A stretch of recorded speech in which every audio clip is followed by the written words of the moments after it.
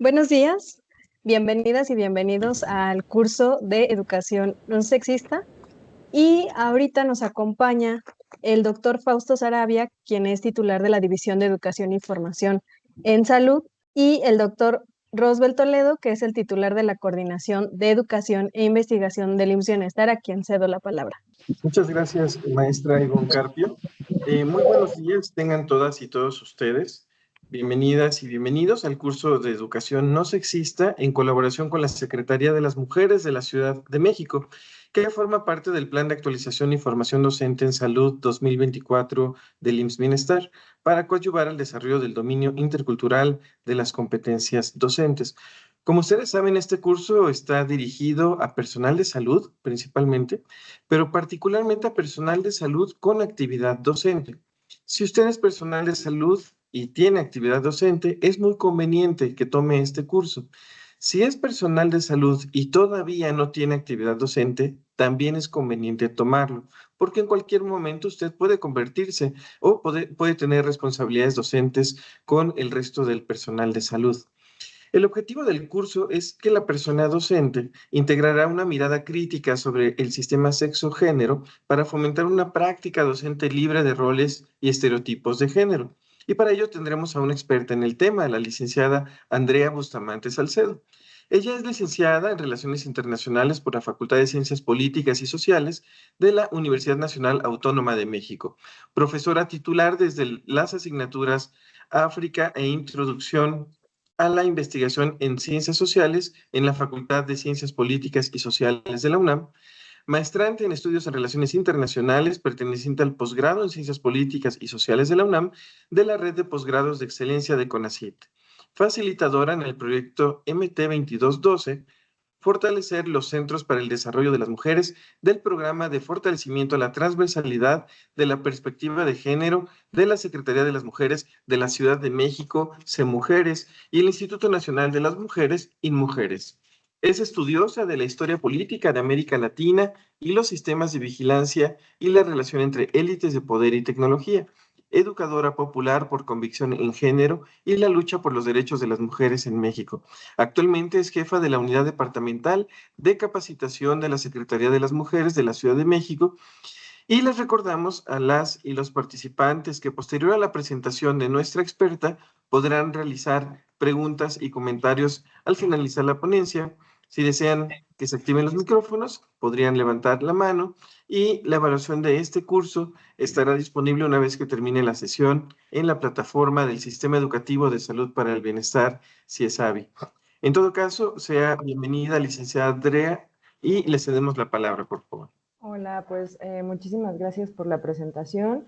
Muy contenta de estar con ustedes y bueno, de agradecerles que sumen la perspectiva de género a su labor como personas docentes dentro del sistema de salud. Entonces, pues les doy la bienvenida a todas y todos. Van a ver un poquito que la ponencia, la mayor parte sí va a ser, digamos, una ponencia, pero también me gustaría escuchar sus opiniones en algunos puntos. Entonces, si no hay inconveniente, que sea un poquito más dinámica la ponencia y que si tienen dudas o cualquier cosa al respecto, me puedan ayudar para darle la palabra a las personas.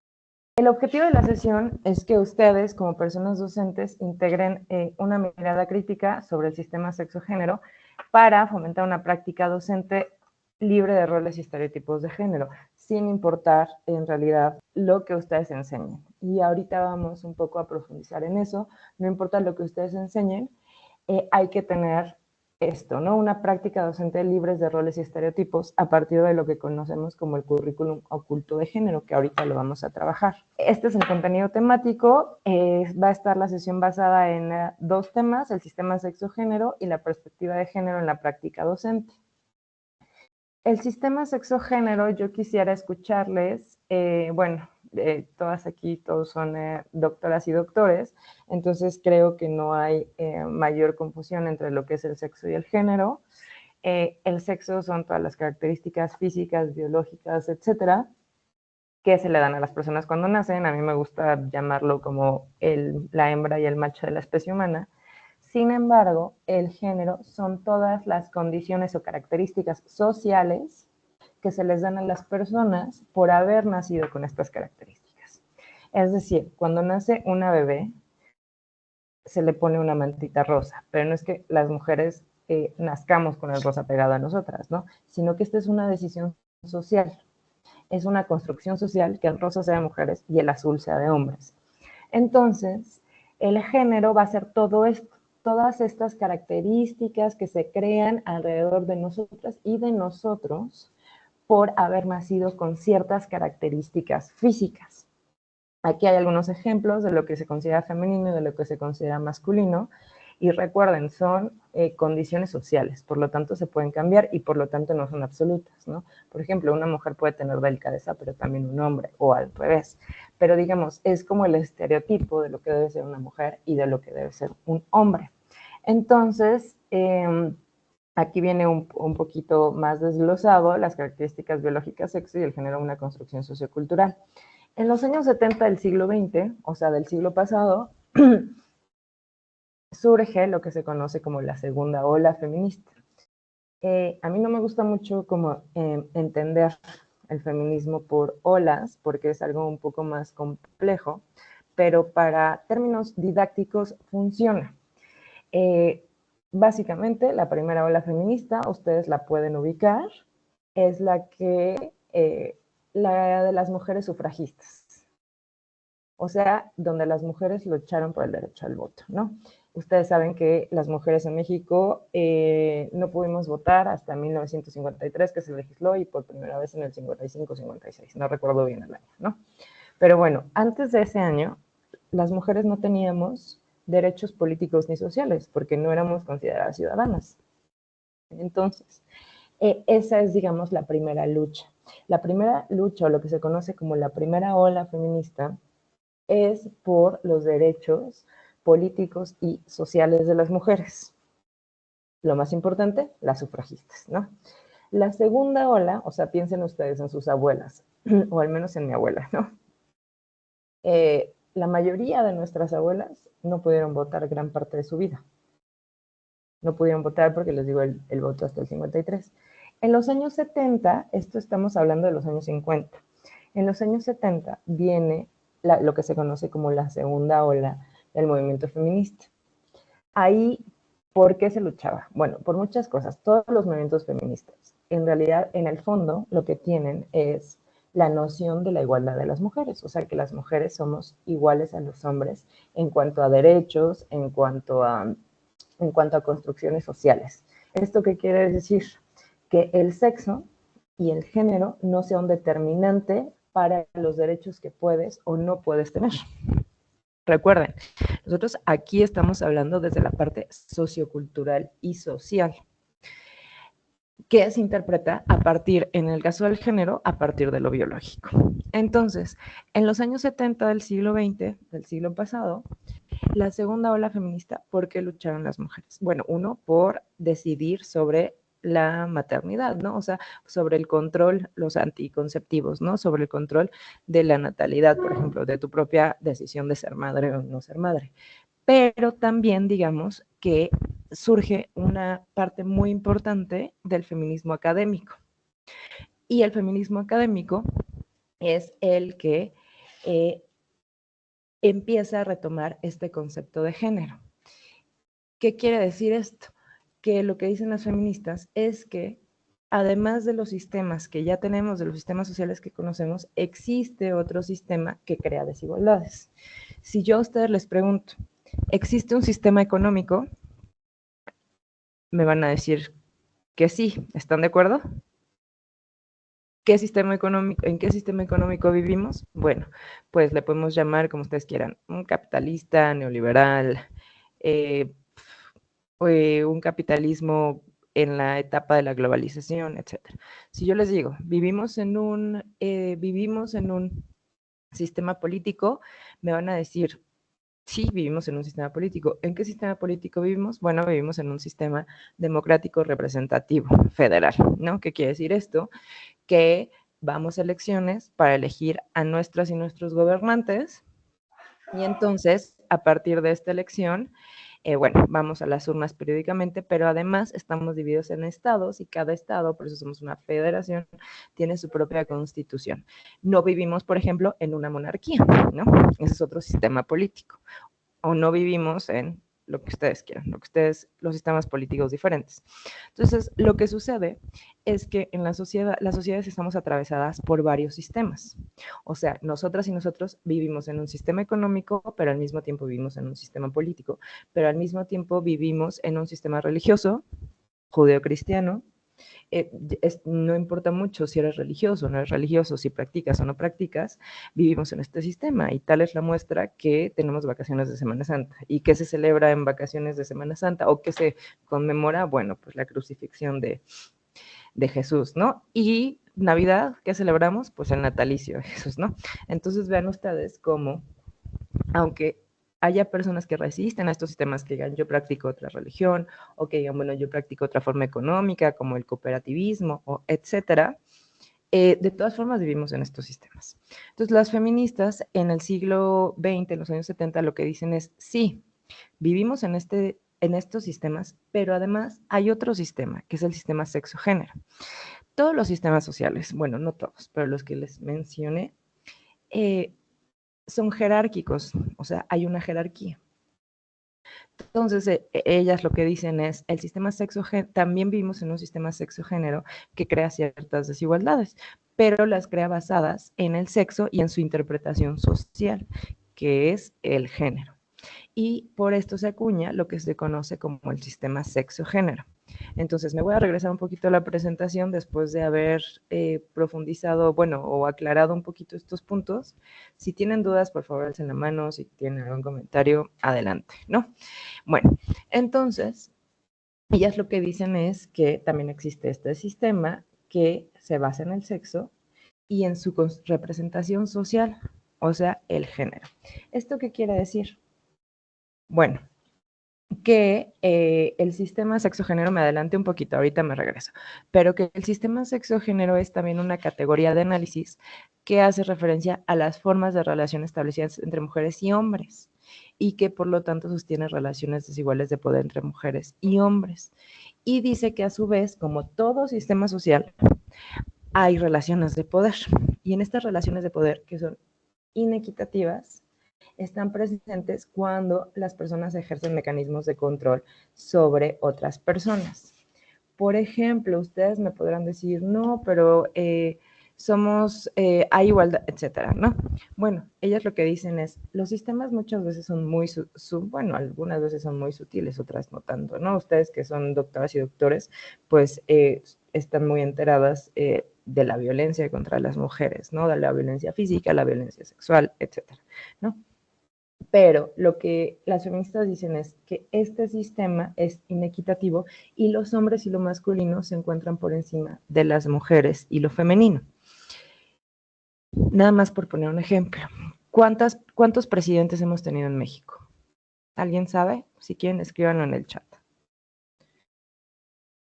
Si no me equivoco, como 50 y tantos, ¿no? Bueno, de estos 50 y tantos, ninguno ha sido mujer, todos han sido hombres. Bueno, ahora vamos a tener la primera presidenta, ¿no? Pero imagínense la desigualdad. Esa es una muestra de cómo funciona el sistema sexo-género. Bueno, si en el 53 las mujeres no podemos ni votar, pues menos ser votadas, ¿no? Entonces imagínense, pero además piensen que esto que les estoy diciendo es algo muy reciente. O sea, mi abuela, o sea, estamos hablando de 2 generaciones atrás de nosotras y nosotros. Bueno, piénsenlo, eso es en las mujeres, o piensen en la religión. La máxima autoridad de la religión católica es el Papa y no han existido papas mujeres, ¿están de acuerdo? ¿Por qué? Pues porque ni siquiera se concibe que un papa pueda ser mujer, ¿no? O, por ejemplo, piensen ustedes en los hombres más ricos del mundo. La mayoría son hombres más ricos del mundo. Hay pocas mujeres, son los hombres más ricos de México, ¿no? Creo que entre ellos, entre las fortunas más grandes de México hay una mujer, ¿no? Aramburu Zavala. Bueno, pero son menos, ¿no? Entonces, ¿cómo funciona este sistema? Así, creando desigualdades. Ahora, si eso lo llevamos como a un plano más más cercano a nosotras y a nosotros, bueno, pues crea desigualdades en la vida cotidiana. Por ejemplo, ustedes, quien no sea de la Ciudad de México, tal vez no sepa, pero quienes somos de la Ciudad de México y utilizamos el metro, sabemos que hay un vagón para mujeres. Bueno, hay una zona de vagones para mujeres. ¿Alguien sabe por qué existe este vagón para mujeres? Exacto, ya lo pusieron por aquí, muy bien, porque había acoso, exactamente, por el acoso sexual. Pero ya vi que pusieron porque había acoso sexual, etcétera, hostigamiento sexual. Sí, justo, porque las mujeres en los espacios públicos somos víctimas de acoso sexual.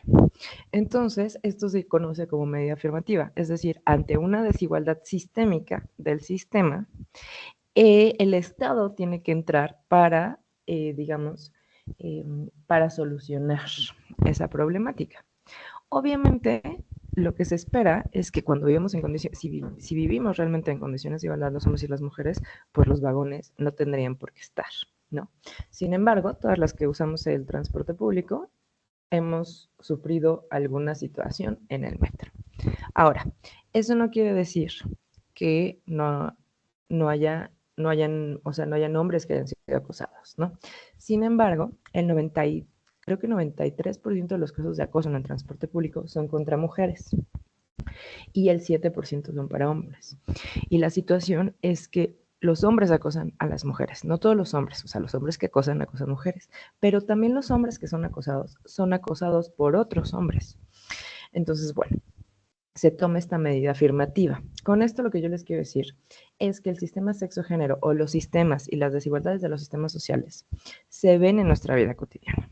O sea, no solo es como quién va a ser el presidente o la presidenta, que también es importante, pero que también se transfieren a nuestra vida cotidiana. Y además, nosotras y nosotros los reproducimos, o sea, también reproducimos ciertos patrones, ciertos roles que van, digamos, perpetuando estas desigualdades. Entonces, para volver a la presentación, este sistema sexo-género es esta categoría de análisis que hace referencia a las relaciones desiguales de poder entre mujeres y hombres y estas relaciones asimétricas. Si ustedes piensan en otro sistema, por ejemplo, el sistema económico, ¿cómo se ven las desigualdades en el sistema económico? Bueno, las desigualdades se ven en que hay personas que acumulan mucha riqueza y hay personas que no tienen ni un salario mínimo, no tienen ni el ingreso de un salario mínimo al día, ¿no?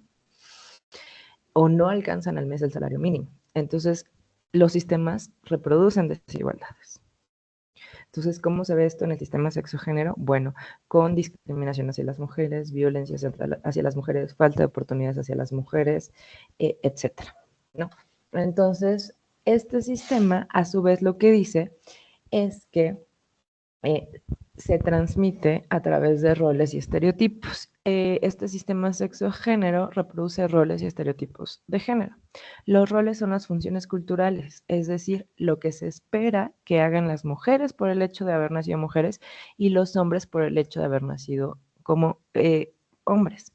Cada sociedad tiene una idea de lo que deben hacer las mujeres y los hombres. Por ejemplo, ser mujer en México, ahorita en el 2024, no es lo mismo que ser mujer en México en 1924. Ser hombre ahorita en el 2024 o ser adolescente hombre ahorita en el 2024 no es lo mismo que ser adolescente hombre en los años 80. O los hombres adolescentes no se visten igual ahorita que como se vestían hace 40 años, ¿no? Yo he visto ahora a los jóvenes hombres en el metro que traen las uñas pintadas, que usan collares de perlas, o sea, la estética es totalmente diferente y también las prácticas, ¿no? Entonces, con esto lo que quiero decir es que el género cambia con el tiempo. Al ser algo social y cultural, o sea, sociocultural, pues cambia con el tiempo. Por eso, no se espera lo mismo de nosotras por el hecho de ser mujeres que se espera de nuestras abuelas. Y no se espera lo mismo de los hombres de lo que se esperaba de sus abuelos. Sin embargo, existen o continúan ciertos roles y estereotipos de género. Ahora, a las mujeres se les asignan las prácticas de cuidado y a los hombres las prácticas de ser los proveedores. Con esto ¿Con esto qué quiere decir? Bueno, no sé si ahorita han escuchado que está muy en boga el tema del Sistema Nacional de Cuidados, ¿no? O sea, que existen los mecanismos del Estado para brindar atención a la labor de cuidados y que las mujeres no tengamos que hacer esta labor de cuidados. ¿Y por qué digo las mujeres? Con esto no quiere decir que no haya hombres que no las hagan, sino que el año pasado salió la ENACIC 2022, que es la encuesta nacional sobre el sistema de cuidados, sobre el Sistema Nacional de Cuidados. Es la primera vez que se hace en México. Hay países que tienen 20 años haciéndola. Bueno, en esta encuesta lo que se mide es la cantidad de personas que se dedican a los trabajos de cuidado. Y estos trabajos de cuidado son mayor parte llevados a cabo por mujeres. Ahí es como el 80%. Entonces, ¿qué sucede con la ENACIC? Lo que pasa es que las repercusiones son muy graves para las mujeres, ¿no? Por ejemplo, en la salud, enfermedades degenerativas, estrés, ansiedad, depresión, pero también una falta de socialización, por ejemplo, o sea, tienen menos tiempo para disfrutar del tiempo libre o tienen menos tiempo para dedicar a los estudios o todo este tipo de situaciones que siguen creando desigualdades entre las mujeres y los hombres. Entonces, cuando dicen que las mujeres se tienen que dedicar a los cuidados, se confunde mucho, por ejemplo, el hecho de gestar a la crianza. Es totalmente cierto que es un hecho biológico que las mujeres gestamos. Sin embargo, la actividad de la crianza es algo social. ¿Esto qué quiere decir? Que no todas las sociedades cuidan igual. Por ejemplo, hay culturas donde la crianza es comunitaria. Tú puedes parir a tu hija o a tu hijo, pero la crianza la van a realizar entre varias mujeres y hombres en una comunidad, ¿no? Entonces, el rol de la crianza no siempre es el mismo y no es natural. Lo que es, bueno, no natural, sino biológico, pues ustedes son doctoras y doctores, pues la gestación, la lactancia, etcétera, ¿no? Pero además, si las mujeres nos dedicamos a esta parte, por ejemplo, de la crianza, eso no debería de tener repercusiones en el ámbito laboral. Sin embargo, lo tiene, ¿no? ¿Por qué? Pues porque pierdes tiempo, te exige, o sea, no puedes dedicarle tanto tiempo, por ejemplo, a lo laboral, porque tienes que ir a amamantar o porque tienes que, etcétera, ir a cuidar a tus hijas, a tus hijos, ir a firmar las boletas, cuidar a tus padres, cuidar a tus hermanas, a tus hermanos, llegar a cocinar. Miren, esto es un ejemplo, así un ejemplo que yo tengo de cuando fui a dar una capacitación con personas primero respondientes, o sea, con policías y policías. Bueno, estuve una semana con ellas y con ellos y coincidió que era tiempo de entrega de boletas. Era tiempo de entrega de boletas, entonces había que ir a firmar a las escuelas, pues, las boletas de las hijas y de los hijos. Bueno, pues, de todo un salón de 50 personas, las 15 que me pidieron, que me avisaron que no podían ir el día siguiente porque iban a venir a firmar, fueron mujeres. O sea, en ese caso no hubo ni un solo hombre que me dijera, ¿sabe qué? Mañana no puedo venir porque tengo que ir a firmar. Ese es también el trabajo de cuidados. Por eso se habla que las mujeres luego trabajan una doble o triple jornada laboral. ¿Qué quiere decir esto? Que cuando acabas tu jornada por la que recibes un salario, llegas a casa a hacer trabajo de cuidados, ¿no? Cocinar, bañar, planchar, limpiar, cocinar, lo que ustedes quieran.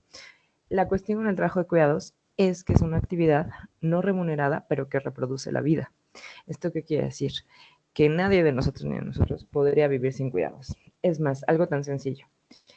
Cuando te da gripa, ¿no? Cuando te da gripa, ¿quién te atiende, ¿no? Esa es también trabajo de cuidados, ¿no?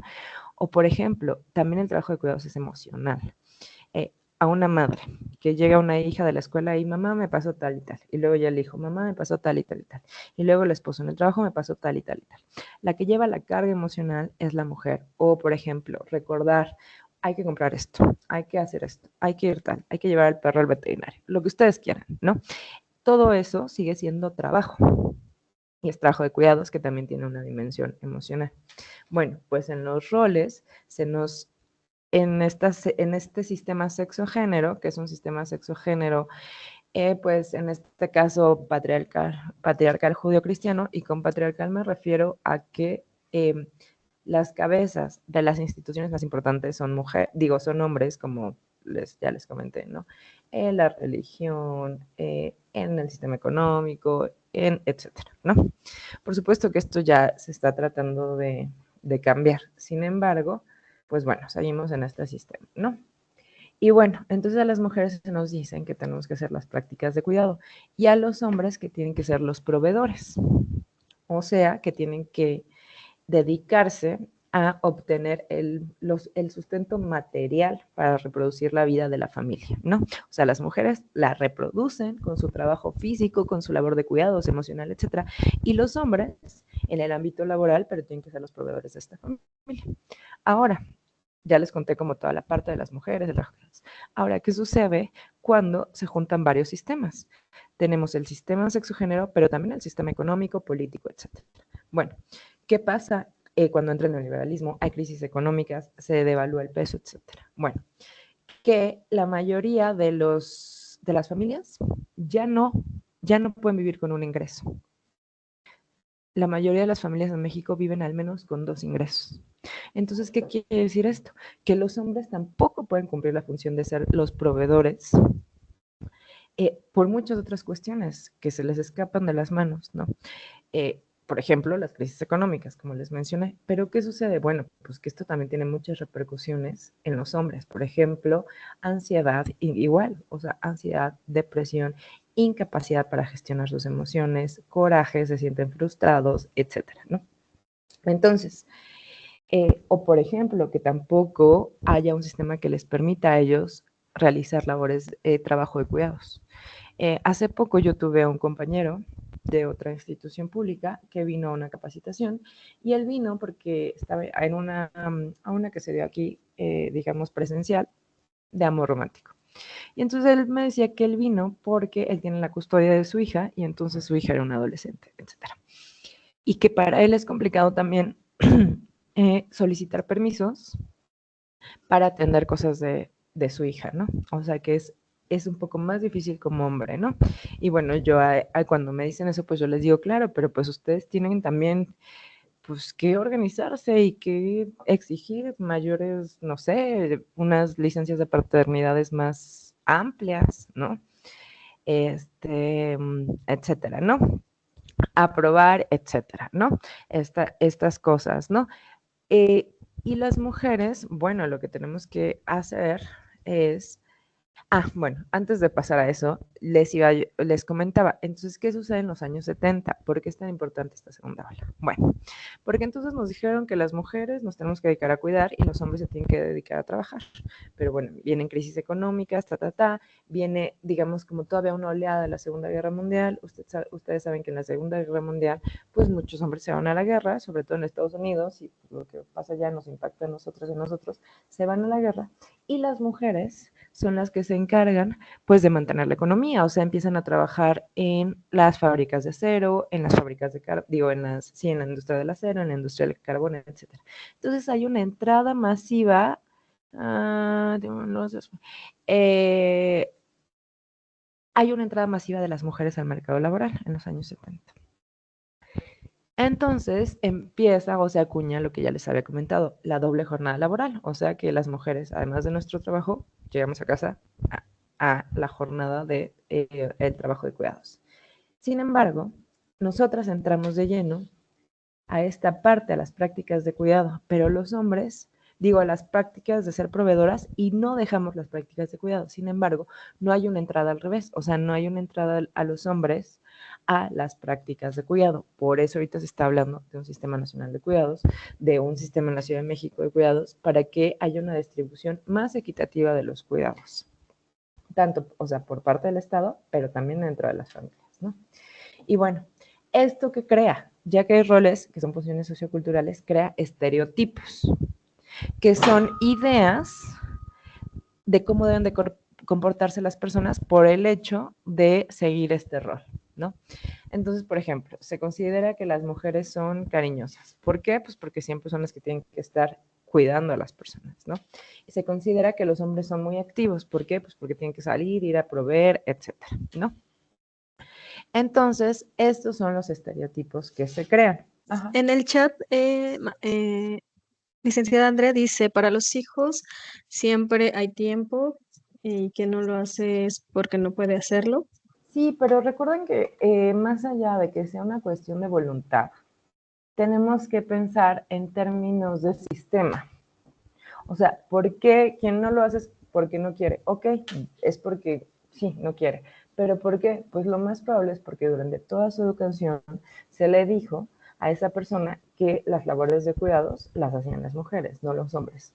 Con esto lo que les quiero decir es que siempre hay que pensar así, en términos sistémicos, porque lo que intentamos es llegar al fondo de por qué hay estas desigualdades, no acuñarle a las personas una responsabilidad individual, porque si fuera una cuestión individual es solucionalo tú. Sin embargo, si es una cuestión social, pues quiere decir que sí se puede cambiar. Por ejemplo, hay una convención que se llama la Convención Belém do Pará. Se llama así porque es una ciudad en Brasil y ahí se firmó. Pero en esta convención se reconoce por primera vez, en los años también 70, 74, fíjense qué importante fue esa década para las mujeres. Pero imagínense qué reciente, o sea, en esa edad mi mamá ya tenía 20 años, ¿no? Se reconoce por primera vez que existe la violencia psicológica. Antes de eso, las mujeres para denunciar violencia tenían que llegar con muchas señales físicas de que eran víctimas de violencia. Si no, es como no, o sea, la violencia psicológica no existe, ¿no? Hay una compañera aquí en la secretaría, una abogada con la que yo trabajo muy de cerca, y ella, el otro día dio un dato que a mí me impresionó mucho, que ella decía que hasta hace poco, hace reciente, a los MPs tenías que llegar, si te habían golpeado para denunciar violencia física, tenías que llegar varias veces, o sea, que la violencia física tenía que ser algo reiterado. Para comprobar violencia familiar era un comportamiento reiterado. Entonces, si tú llegabas golpeada, no pasaba absolutamente nada. Tenías que llegar 3 veces o 4 veces, o las veces que el MP considerara que tenía que ser, que ya era reiterado. Ahora, pues están las abogadas de las mujeres en los MPs, por si alguien sabe o conoce alguna situación de violencia y alguien va a denunciar un MP, que pregunte por las abogadas de las mujeres, para asegurar que los MPs actúen con perspectiva de género, ¿no? Entonces sí que es muy complejo el tema. Claudia dice, pienso que poco a poco los hombres se están involucrando, pero aún lo consideran como una ayuda y no como parte de su función de ser padre.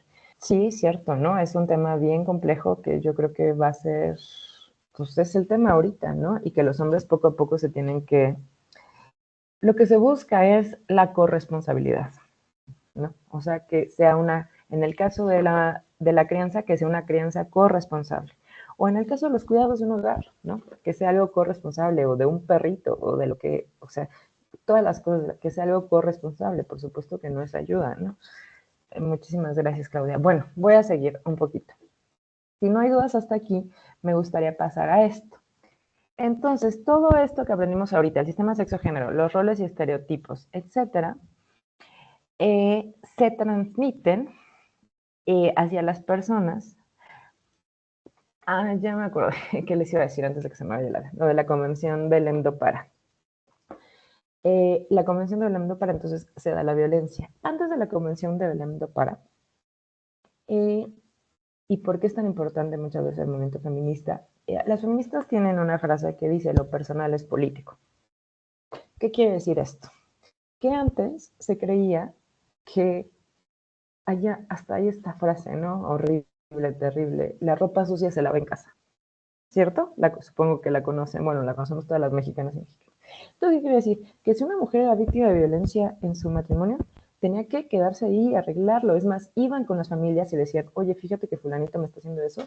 Y bueno, hay hasta frases de, es tu cruz, pero los hijos, pero quédate ahí, pero no tú, o sea, no se podía hacer nada. Las feministas lo que dicen es, lo que pasa en el lugar es político, o sea, es público, es responsabilidad de toda la sociedad.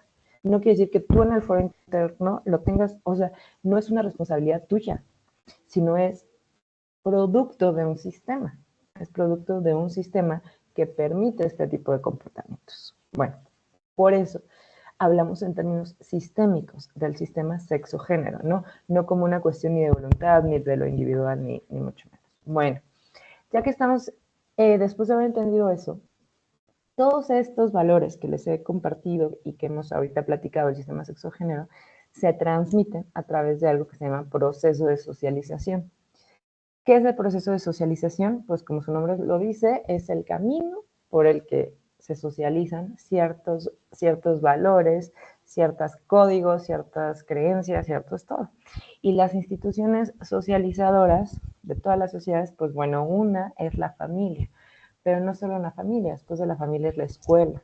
Y no solo la escuela, sino el trabajo, las religiones, los medios de comunicación. Entonces, en todos estos lugares, que son estas instituciones que transmiten códigos de comportamiento, te dicen qué es lo natural, y qué es lo femenino y qué es lo masculino, ¿no? Y hacen valoraciones de desigualdad. This afternoon, we're going to draw people doing different jobs. And the first job we're going to draw is a firefighter. Have a think in your head what a firefighter looks like. Oh, we're doing the firefighter. What's your firefighter called? Mine's called Firefighter Gary. Firefighter Stan. Firefighter Simon. He's big and strong. He's got a big helmet on. That's brilliant, isn't it? Next, we're going to draw a surgeon. Have you thought of a name for your surgeon? Jim Bob. Jim Bob. He's a brain surgeon. I think he would wear a stethoscope. He gives you medicine. That's his ambulance. OK, next, we're going to draw a fighter pilot. This is his jet plane. He rescues people. He likes to do stunts in the air and stuff. OK, now, who would like to meet these people for real? Yeah!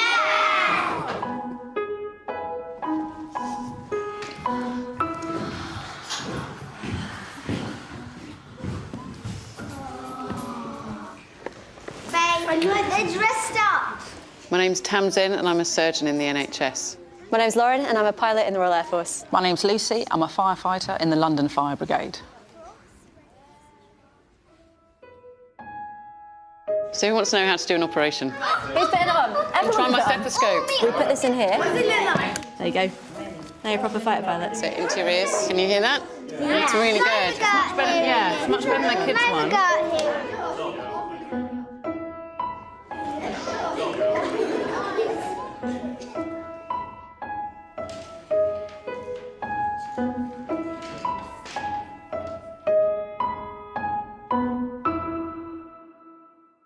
Este video, aunque no lo crean, es un video reciente. No es un video de hace 50 años, no es un video... No, ¿verdad? O sea, ya sé que eso ya lo saben, pues. Pero es un video reciente. Entonces, lo que es impresionante es cómo se continúan reproduciendo los roles y los estereotipos de género. En inglés, se me olvidó comentarles esa parte. En inglés, las profesiones que dicen son neutras. O sea, cuando le dicen a las niñas y a los niños qué profesión es, ellas y ellos no pueden saber si es hombre o mujer. Entonces, realmente dibujan libremente a quien se imaginan que lo pueden hacer. Había un comentario de que este año lo publicaron en la escuela primaria. A ver si luego nos comenta un poquito más sobre qué. Pero entonces, pues es la incapacidad incluso de las niñas a imaginarse ellas haciendo una profesión, ¿no? Porque, pues ya te dicen, ¿no? Que un bombero tiene que ser hombre, ¿no? O sea, porque siempre ha habido bomberos. Entonces, ahí viene la parte de la importancia de introducir en las aulas el lenguaje incluyente. Lo vamos a ver ya en más profundidad un poquito más adelante, pero digamos, este es como el adelanto. ¿Por qué? Porque aquello que no se nombra no se ve. Entonces, he escuchado yo últimamente personas, hombres generalmente, que dicen la presidente Claudia Sheinbaum. No, es la presidenta, porque hay que utilizar el lenguaje incluyente para visibilizarlo. ¿Cuál es la cuestión? Que antes, pues, va a ser la primera presidenta. Entonces, obviamente, antes no había existido nunca ninguna presidenta. Entonces, todos los que habían existido eran presidentes porque habían sido hombres. Sin embargo, cuando ya hay una mujer, pues se tiene que nombrar para que se vea que es presidenta. Lo mismo sucede con ingeniero, ¿no? Hay mujeres que se presentan como yo soy ingeniero. No, no, eres ingeniera. Lo que sucede, bueno, es que por este sistema sexo-género y por estas... perdónenme. Compartir pantalla, ventana, pestaña. Aquí está. Lo que sucede es que ya la pueden ver, sí, ¿verdad? Sí, no hay de qué. Lo que sucede, pues, es que lo que no se nombra, pues, no se ve.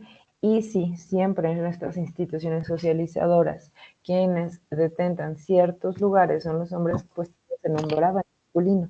Por eso ahora se habla de un lenguaje incluyente y no sexista. Les comentaba, ¿no? Que a mí me han tocado mujeres que me dicen, es que soy ingeniero, y le digo, no eres ingeniera, ¿no? O yo, por ejemplo, no sé, soy politóloga, ¿no? No politólogo, no. O sea, nombrarnos a nosotras mismas y que nos nombren. Y eso es muy importante en el aula, porque si no, las mujeres son invisibilizadas. Y ahorita vamos a ver, pero sobre todo les quiero dejar eso, ¿no? La primera institución de educación superior que hay en México para mujeres es del año 1853, que fue la Escuela Normal de Maestras de la Ciudad de México. A ver, me espero un poquito. Ya, gracias. Que fue la Escuela Normal de Maestras en la Ciudad de México, que además sigue reproduciendo el rol de cuidados, ¿no? ¿No se ha podido entrar al link de asistencia? Sí, yo ya veo a muchas personas registradas. Bueno, entonces lo que les quiero decir es, sucede esto porque, ya se me fue. La primera institución de educación superior, maestras, 1853, Ciudad de México.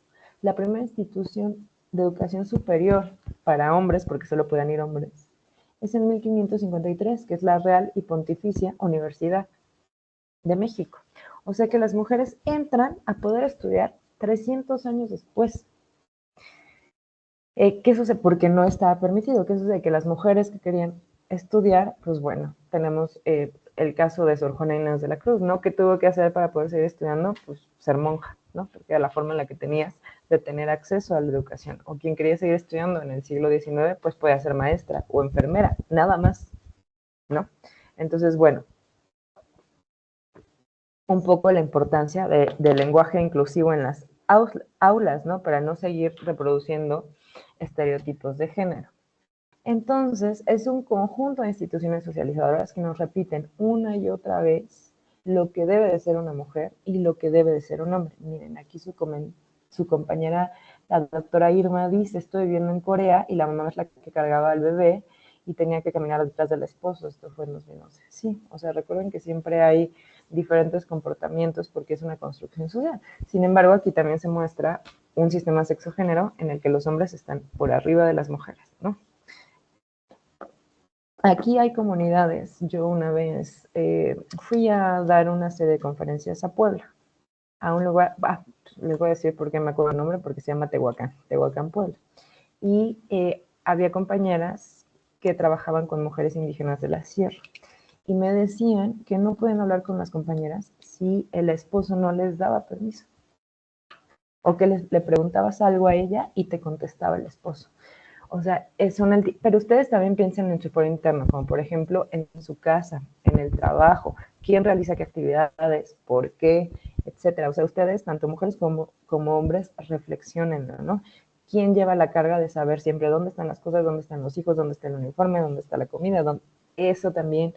O también los hombres, ¿no? La frustración de me bajaron el sueldo, ¿no? O la frustración de mi pareja, mujer, gana más que yo. Entonces, todo este tipo de cosas que son realmente sociales y socioculturales, tanto para las mujeres como para los hombres, y que crean problemas en ambas partes. Por eso el sistema sexo-género y el tema de género es para ambas partes, para mujeres y para hombres. Ya que vimos lo del proceso de socialización, bueno, todo esto que hemos visto hasta ahorita crea brechas de género, que es un ejercicio del poder, relaciones asimétricas inequitativas, relaciones jerarquizadas, y que esto crea además discriminación y violencia. Por ejemplo, en la Ciudad de México todavía existe una tasa de analfabetismo. Pongan ustedes que, aquí voy a inventar la cifra porque no lo recuerdo con claridad, que el 7% de las personas en la Ciudad de México son analfabetas. 7%. Bueno, de este 7% de las personas analfabetas de la Ciudad de México, el 70% de este 7% son mujeres y el 30% son hombres.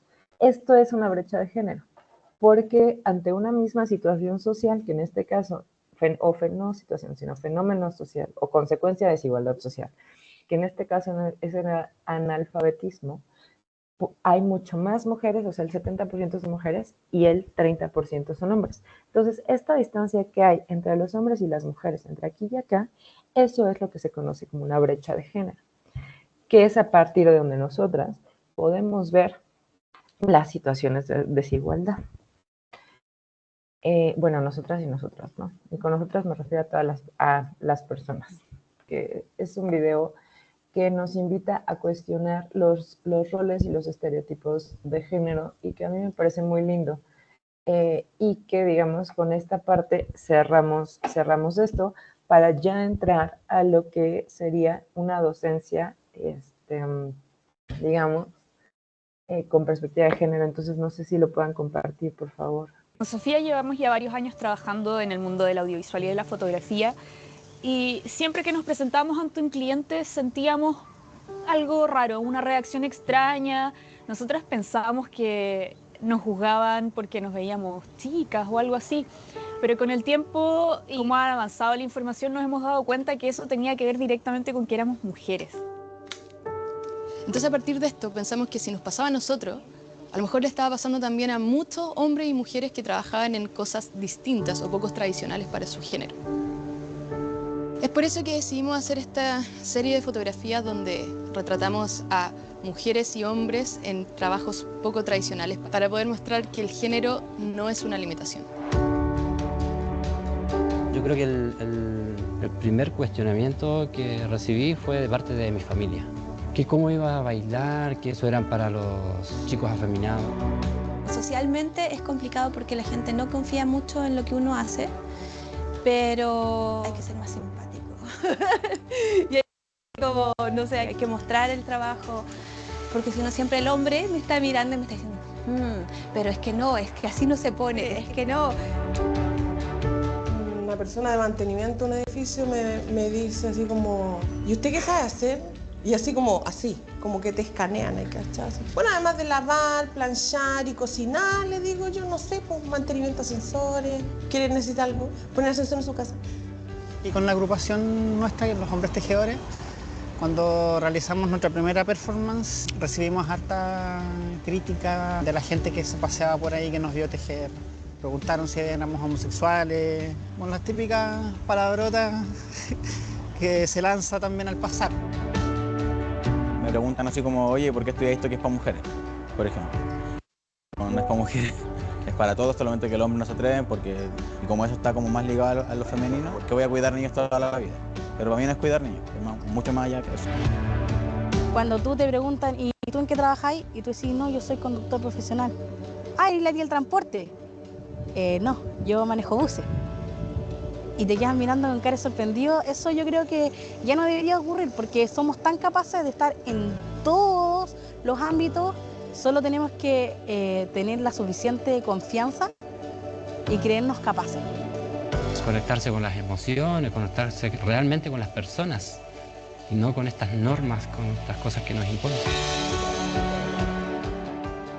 Yo creo que estamos en otra época, es un momento de edad de rebelión. Tanto femenina como masculina. Las nuevas generaciones están más abiertas, también más experimentando y actuando que esperando que se les eduque de cierta forma. Una cosa es lo socialmente correcto y otra es lo que tú quieras hacer. Y tu búsqueda es hacer algo diferente a lo que la sociedad te dice que deberías hacer, se puede hacer. No existe un límite para el anhelo humano. Yo lo logré en un ambiente donde no conocía a nadie, donde yo me abrí mi propio espacio y cualquiera lo puede lograr. Me gustaría que, no en el futuro, que ahora mismo, desde hoy, desde mañana, se acabe esta visión de roles de género, que no nos eduquen con el prejuicio de que si eres una mujer tienes que ser dueña de casa, señorita, y que si eres un hombre tienes que ser el proveedor, el rudo, el que no llora. Que se acaben de una vez por todas esos prejuicios y podamos ser libres y felices de hacer lo que nos llena y lo que queremos con nuestra vida.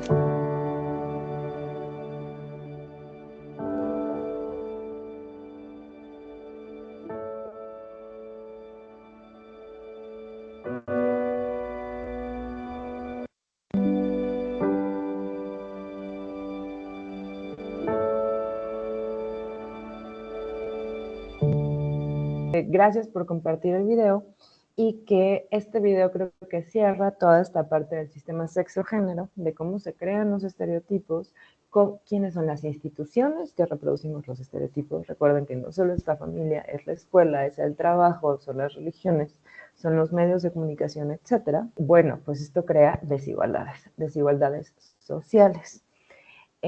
Voy a leer un poquito los comentarios ahorita que estamos cerrando esta parte y que ya vamos a pasar como a un tema más específico, que es la docencia.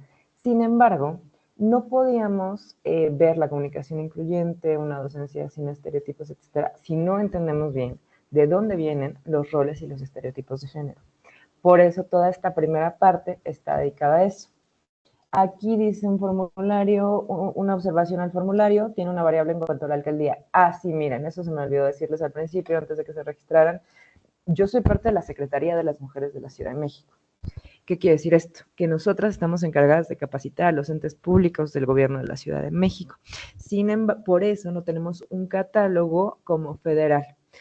Por eso ustedes pongan dependencia federal, nada más. Yo ya sé que son de parte del IMSS Bienestar, porque va a ser el registro del día de hoy, y en alcaldía pongan otro o municipio, si viven en otro lugar. Discúlpenos, pero digamos no tenemos como ese catálogo. Bueno, aquí dice Miguel Carvajal, sin lugar a dudas que existe mucha discriminación, pero no solo para las mujeres, también a los hombres nos siguen persiguiendo sus estereotipos. Sí, como mencioné, el sistema sexo-género aplica tanto para mujeres como hombres. Sin embargo, también hay que ver dentro de este sistema quién tiene privilegios y quién no, ¿no? Y justo lo que mencionamos, que a los papás también les gustaría recibir bonos, por supuesto, días de descanso, la guardería, claro que tienen derecho a la guardería y como unas vacaciones para poder trabajar extra y apoyar a nuestras esposas en el gasto excesivo de sacar adelante a un nuevo miembro de la familia, un México sin estereotipos, ¿ok? Sí, recuerden que no es ayuda, o sea que debe ser una corresponsabilidad. No es ayudar a las mujeres, les sigo comentando, no es algo biológico, las mujeres no nacemos con algo que diga tienes que ser cuidadora, sino es algo que la sociedad nos impone. Entonces no es ayuda, tiene que ser una corresponsabilidad. Y bueno, la necesidad para cubrir nos ha permitido romper esos estereotipos. Sí, creo que poco a poco vamos rompiendo ciertos estereotipos, pero como ustedes pueden ver por el video que vimos de los niños en Londres, siguen, o sea, continúan estos estereotipos. O si quieren, ese ejemplo es lejano para nosotras, pero les iba a decir que piensen ustedes, si van a un supermercado, los juguetes para las niñas, los juguetes para los niños, etcétera, ¿no? Hay una feminista nigeriana que se llama Chimamanda Ngozi Adichie, que ella tiene una amiga que se embaraza, y esta amiga se embaraza y va a tener una niña. Y entonces le pide a ella ayuda y le dice como, oye, ¿qué recomendaciones me puedes dar para educar a mi hija en el feminismo, ¿no? Y entonces Chimamanda le responde con una serie de cartas que después publica, que se llaman Cartas a Ella Huele, porque así se llama su amiga. Y en una de esas, es un libro chiquitito, así chiquitito, que te lees en 2 segundos, en una tarde, ¿no? En ese libro, Chimamanda le platica una anécdota que una vez en Estados Unidos acompañó a una amiga a un centro comercial y que la hija de la amiga vio un helicóptero. Entonces que la niña estaba fascinada con el helicóptero, ¿no? Era como, por favor, cómprenme el helicóptero, etcétera, ¿no? Y la mamá le dijo, no, porque ese es juguete para niños, ¿no? Esto es para niños, y no le quiso comprar el helicóptero. Entonces Chimamanda se pregunta, ¿cuántas mujeres no las han desalentado, ¿no? Desde niñas para hacer cosas que quisieran hacer? Por ejemplo, ¿qué tal que le compran ese helicóptero y ella lo desarma, lo vuelve a armar y resulta que el día de mañana eso le despierta ciertas habilidades y es una ingeniera buenísima, ¿no? O una, yo qué sé, robótica, o sea, estudia robótica, ¿no? Entonces ella dice, imagínense a cuántas mujeres se les ha desalentado a desarrollar ciertas habilidades, porque recuerden, compañeras, compañeros, una cosa son las cuestiones físicas, biológicas, y otras cosas son las habilidades que se desarrollan. El trabajo de cuidados pues se desarrolla, no es como que las mujeres nazcamos con un chip de tú vas a cocinar bien, pero lo que sucede es que tenemos una aproximación más temprana, o sea, desde que somos niñas nos dicen, oye, ¿me ayudas a picar? ¿Me ayudas a no sé qué? Y entonces las mujeres, bueno, pues ahí estás ayudando a la mamá o lo que sea, y ya, ¿no? Y a los hombres se les desarrollan otras habilidades. Oye, por favor, ¿me puedes reparar esto? ¿Me puedes ayudar con esto? Etcétera, ¿no? Entonces, no es que tampoco los hombres nazcan tienen que saber reparar las cosas, no, pero muchos tienen aproximaciones más prontas. Y recuerden que estas son generalidades porque estamos tratando de entender un sistema. No quiere decir que pase en todos los casos, no quiere decir que esto pase en todos los casos, no quiere decir que no haya excepciones. Recuerden que siempre hay muchas excepciones, hay muchas personas que en los sistemas resisten, actúan de maneras distintas, etc. Por eso las cosas cambian. Si no, las cosas siempre serían igual. Cambian porque las personas resisten, porque hay personas que hacen las cosas de una manera distinta, etc. Y cuando se juntan muchas personas que piensan de una forma diferente, pues se pueden lograr grandes cambios, ¿no? Entonces, no son generalidades, siempre va a haber excepciones. Pero un poco lo que tenemos que entender es estas generalidades y estas excepciones, ¿no? Bueno, voy a continuar con, ya que pasamos a esto, yo quisiera que hiciéramos este pequeño ejercicio. Dice, instrucciones, responde a partir de tus experiencias en la docencia o en el ámbito educativo. Justifica tus argumentos. ¿Qué esperan las familias de las hijas y qué esperan las familias de los hijos? Entonces les voy a pedir de favor que respondan. Unos 5 minutitos les voy a dar para que puedan responder esto y que lo podamos discutir. Pero más allá, respondan a partir de su experiencia en la docencia. O sea, ¿qué esperan ustedes de las mujeres a las que les enseñan y qué esperan de los hombres a los que les enseñan? ¿Y qué creen que esperan estas familias de sus hijas y qué creen que esperan estas familias de sus hijos hombres? Entonces, pongan de un lado lo que esperan de las mujeres y lo que esperan de los hombres. Y después continuemos respondiendo. ¿Qué esperaban de ti por ser mujer u hombre cuando eras estudiante? Y que si esperas lo mismo de las profesoras que de los profesores, sí, no, ¿por qué? Y que si esperas lo mismo de las alumnas que de los alumnos, sí, no, y por qué. Entonces, ya se ve mi pantalla, ¿cierto? Entonces, vamos a hacer este ejercicio. Miren, aquí mientras les voy leyendo este comentario de su compañera Claudia. Dice Claudia Natalí, en mi estado hay un volcán y yo de niña decía que quería ser vulcanóloga. Y me dijeron que eso no era de mujeres, que porque yo iba a tener hijos y que cómo iba a estar en un volcán y con los hijos, ¿no? Sí. Dice, hoy me da risa, pero de alguna manera ese comentario sí hizo que cambiara mi búsqueda de vocación tomando en cuenta mi rol de género. Sí, justo, ¿no? O sea, son cosas que vas descubriendo cuando te adentras estos temas, ¿no? Los roles de género, cómo es el sistema sexo-género, que dices, bueno, es que yo quería esto, pero sí me cortaron esta parte, ¿no? Claro que después, pues ya nosotras entendemos otras cosas y nos liberamos, y los hombres también, etcétera, pero cómo te marcan las instituciones socializadoras, incluso lo que debes de... El problema es que también trabajan hacia la subjetividad. ¿Con qué me refiero a la subjetividad? Que incluso con lo que debes de desear. O sea, se te lo repiten tanto, que incluso llegas a desear ciertas cosas que a lo mejor nunca hubieras querido si no te hubieran impuesto esto, ¿no? Dice otra persona, de las hijas que sean mamás, que además de ser profesionistas, me haga cargo de las labores del hogar, de los hijos. Ok, ya están respondiendo, entonces espérenme. Espérenme.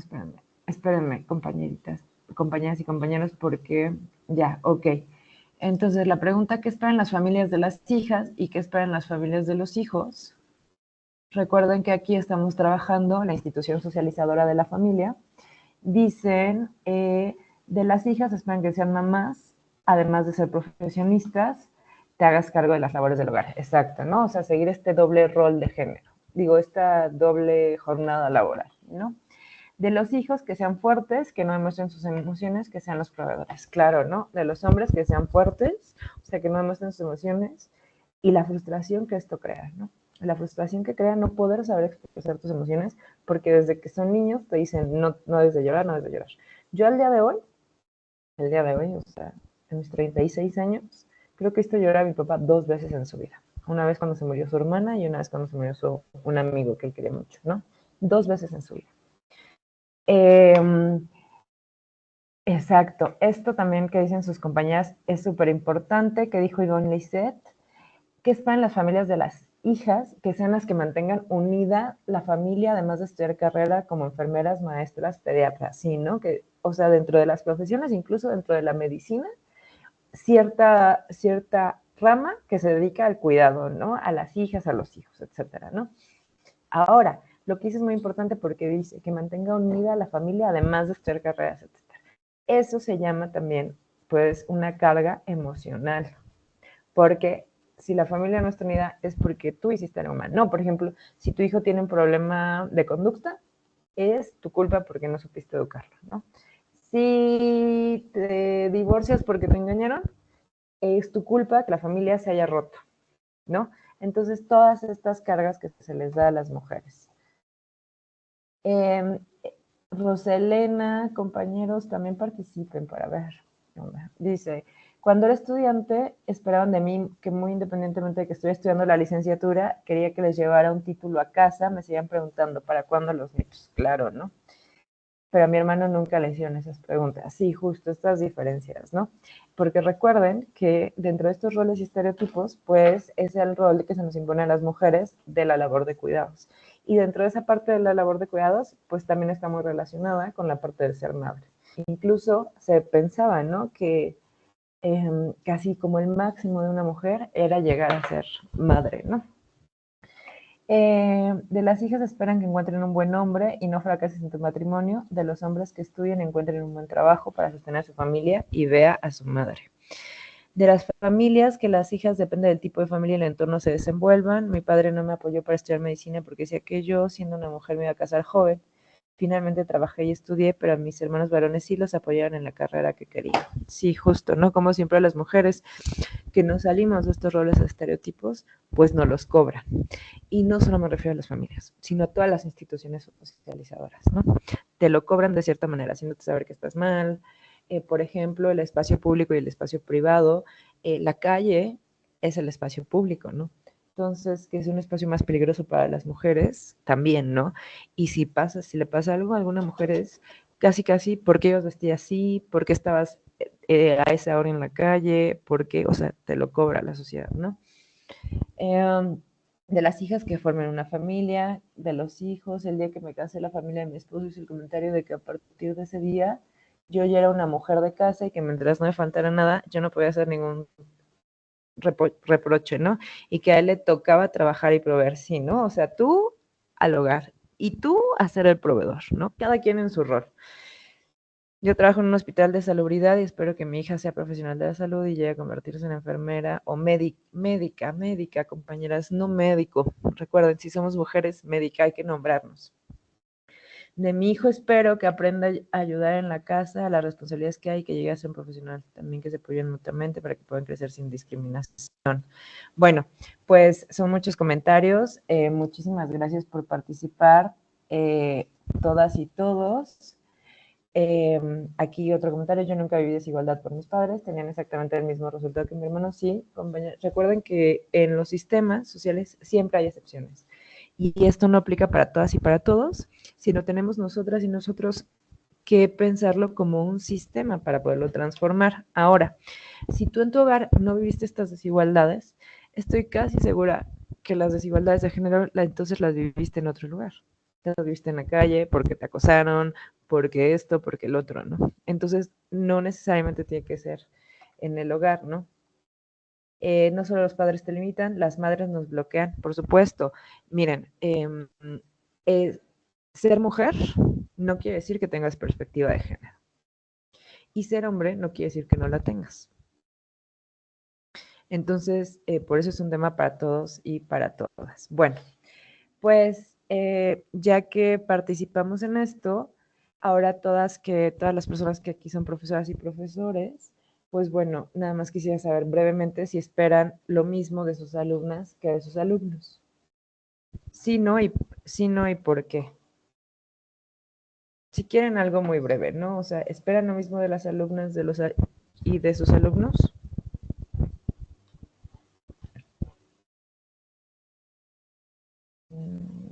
Sí, ok, espero lo mismo, perfecto. Ok, voy a esperar otra participación. Bueno, pero las alumnas son más aplicadas. Ahí no lo sé, pero y ahora sí voy a pasarles este video a sus compañeras. Es muy importante que lo veamos para la parte que sigue, ¿no? El currículum oculto de género. Obviamente, este video está enfocado al currículum oculto de género en las escuelas, pero es muy importante que reflexionemos sobre él. Ustedes como profesoras y como profesores, ¿saben qué es un currículum oculto? ¿Sí? Ok. ¿Alguien puede participar? ¿Me puede ayudar a decirme qué es un currículum oculto? Son todas esas prácticas que no están formalmente planeadas y que son evidentes en nuestra práctica docente, como en el lenguaje, en los comportamientos, en incluso los ejemplos que utilizamos como docentes. Exactamente, sí. Son todas estas, o sea, como ustedes vieron, el currículum oculto se compone, perfecto, muchísimas gracias. El currículum oculto se compone de toda esta serie de prejuicios y estereotipos que tenemos los docentes. Y les voy a decir esto de tenemos, porque pues yo también soy profesora. Y todas y todos los docentes somos personas. Entonces, por lo tanto, pues también actuamos desde nuestros prejuicios y estereotipos, dependiendo de los sistemas, de cómo nos atravesaron los sistemas. Por ejemplo, yo aquí les puedo decir un poquito, ahí déjenme nada más. Yo de aquí les puedo decir rápidamente que los sistemas nos atraviesan de diferente manera. ¿Esto qué quiere decir? Que las personas somos muchas cosas al mismo tiempo y eso conforma nuestra identidad. No somos una sola cosa. Por ejemplo, yo soy mujer, pero además soy budista, pero además soy mujer de clase media y soy profesionista. Entonces, antes de que le den play, muchísimas gracias, nada más déjenme acabar esta idea. Entonces las personas actuamos también desde nuestros prejuicios y de cómo nos atravesaron todos estos sistemas, tanto el sistema económico como el sistema político, etc. Y eso se llama interseccionalidad, que lo vamos a ver ahorita en la perspectiva de género, pero primero quiero que quede claro esto del currículum oculto. O sea, los profesores y las profesoras no venimos en blanco a dar una clase, sino estamos atravesadas y atravesados por nuestra forma de concebir el mundo, pero además por la práctica que se da en el espacio educativo. Entonces, ahorita creo que con el video espero que quede más claro, entonces vamos a verlo y ahorita lo comentamos. Adelante, por favor, muchísimas gracias. Hola, les doy la bienvenida al ciclo de microcápsulas, reflexiones y aprendizajes para la igualdad de género y la corresponsabilidad, elaborado por Comunidad Mujer. En esta tercera cápsula conversaremos sobre el rol que tiene la escuela en la reproducción de los estereotipos y roles de género tradicionales, introduciéndonos en el análisis del denominado currículum oculto de género.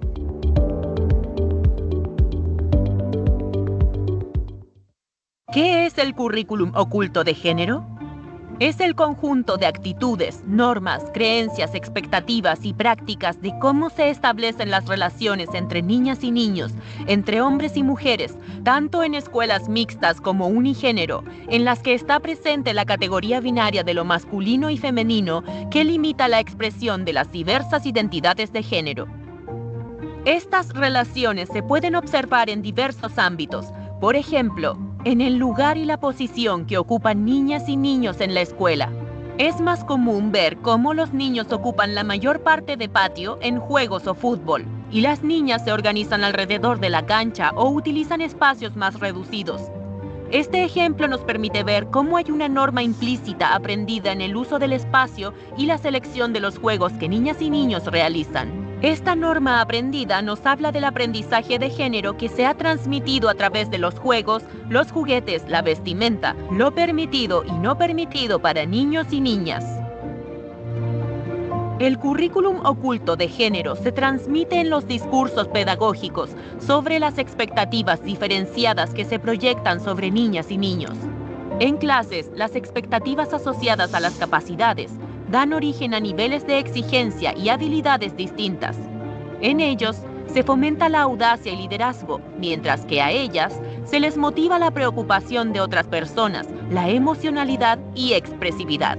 Por ejemplo, se destaca a niñas cuando respetan los turnos de habla, cuando tienen una linda y ordenada caligrafía, cuando demuestran preocupación por el cuidado de compañeras o compañeros. En cambio, a los niños se les destaca en el deporte, cuando resuelven rápido los problemas matemáticos, cuando colaboran en alguna tarea que demuestre su fuerza. Estos son algunos ejemplos que refuerzan expectativas basadas en estereotipos de género y que provocan más tarde desigualdades de género en las trayectorias educativas y de vida que afectan principalmente a las niñas y a las mujeres. El currículum oculto de género se transmite cuando se refuerza el conocimiento de las disciplinas desde la autoría masculina. Por ejemplo, el protagonismo masculino en la filosofía. Se estudia el pensamiento de filósofos. La historia es narrada desde la perspectiva masculina, en donde se cuenta la historia de los grandes próceres. ¿A cuántas mujeres reconocemos en nuestra historia? El currículum oculto de género se transmite en la enseñanza y práctica de una lengua que no nombra lo femenino, que se enseña a las niñas y mujeres a pensarse y nombrarse en masculino. En la escuela, por ejemplo, se celebra el Día del Alumno. En la sala de clases docentes dicen, pongan atención niños o muy bien niños. Mientras la escuela no haya cuestionado el uso de un lenguaje masculinizante, se dirige y educa solo a niños y hombres. El currículum oculto de género se transmite modelando roles diferenciados para mujeres y hombres en espacios distintos. Por ejemplo, ¿quién hace qué cuando se enseñan los verbos en inglés? La niña lava la ropa y el niño juega a la pelota. En lenguaje, mi mamá me mima y mi papá patea la pelota. La literatura infantil que transmite estereotipos de género en sus cuentos tradicionales. También cuando se da por sentado que son las madres o cuidadoras quienes se harán responsables de las actividades académicas de sus hijas e hijos y se les cita directamente a ellas a las reuniones. El currículum oculto de género también se transmite cuando se valora solo el trabajo remunerado como una actividad social reconocida y no reconociendo el valor del trabajo reproductivo que corresponde a las tareas del hogar y el cuidado de personas dependientes, que es el trabajo que hace posible la vida y que recae sobre las mujeres y las niñas. Por ejemplo, el trabajo doméstico y de cuidados que sucede en el hogar no está presente cuando se enseñan los oficios y profesiones. El currículum oculto de género nos invita a reflexionar de forma crítica sobre la segregación, la desigualdad y la diversidad desde la perspectiva de género en la educación, porque es necesario avanzar hacia una pedagogía libre de estereotipos y roles de género. Por esta razón invitamos a las escuelas a reflexionar ¿Cuál es la visión de sujeto que transmite el proyecto educativo institucional? ¿A quién o quiénes describe y a quiénes dejaría fuera? ¿Qué prácticas pedagógicas reproducen estereotipos de género tradicionales? ¿Qué actividades podría implementar para cuestionar los estereotipos de género? En el próximo video profundizaremos más sobre el rol que tiene la educación en el proceso de socialización de género y cómo incide en la... Ok, muchísimas gracias. Vuelvo a poner mi presentación. Y bueno, quisiera yo preguntarles, ¿hay alguna duda del currículum oculto de género? Bueno, pues mira, déjenme hacer un breve recuento hasta aquí. Hasta aquí empezamos nosotros y nosotros,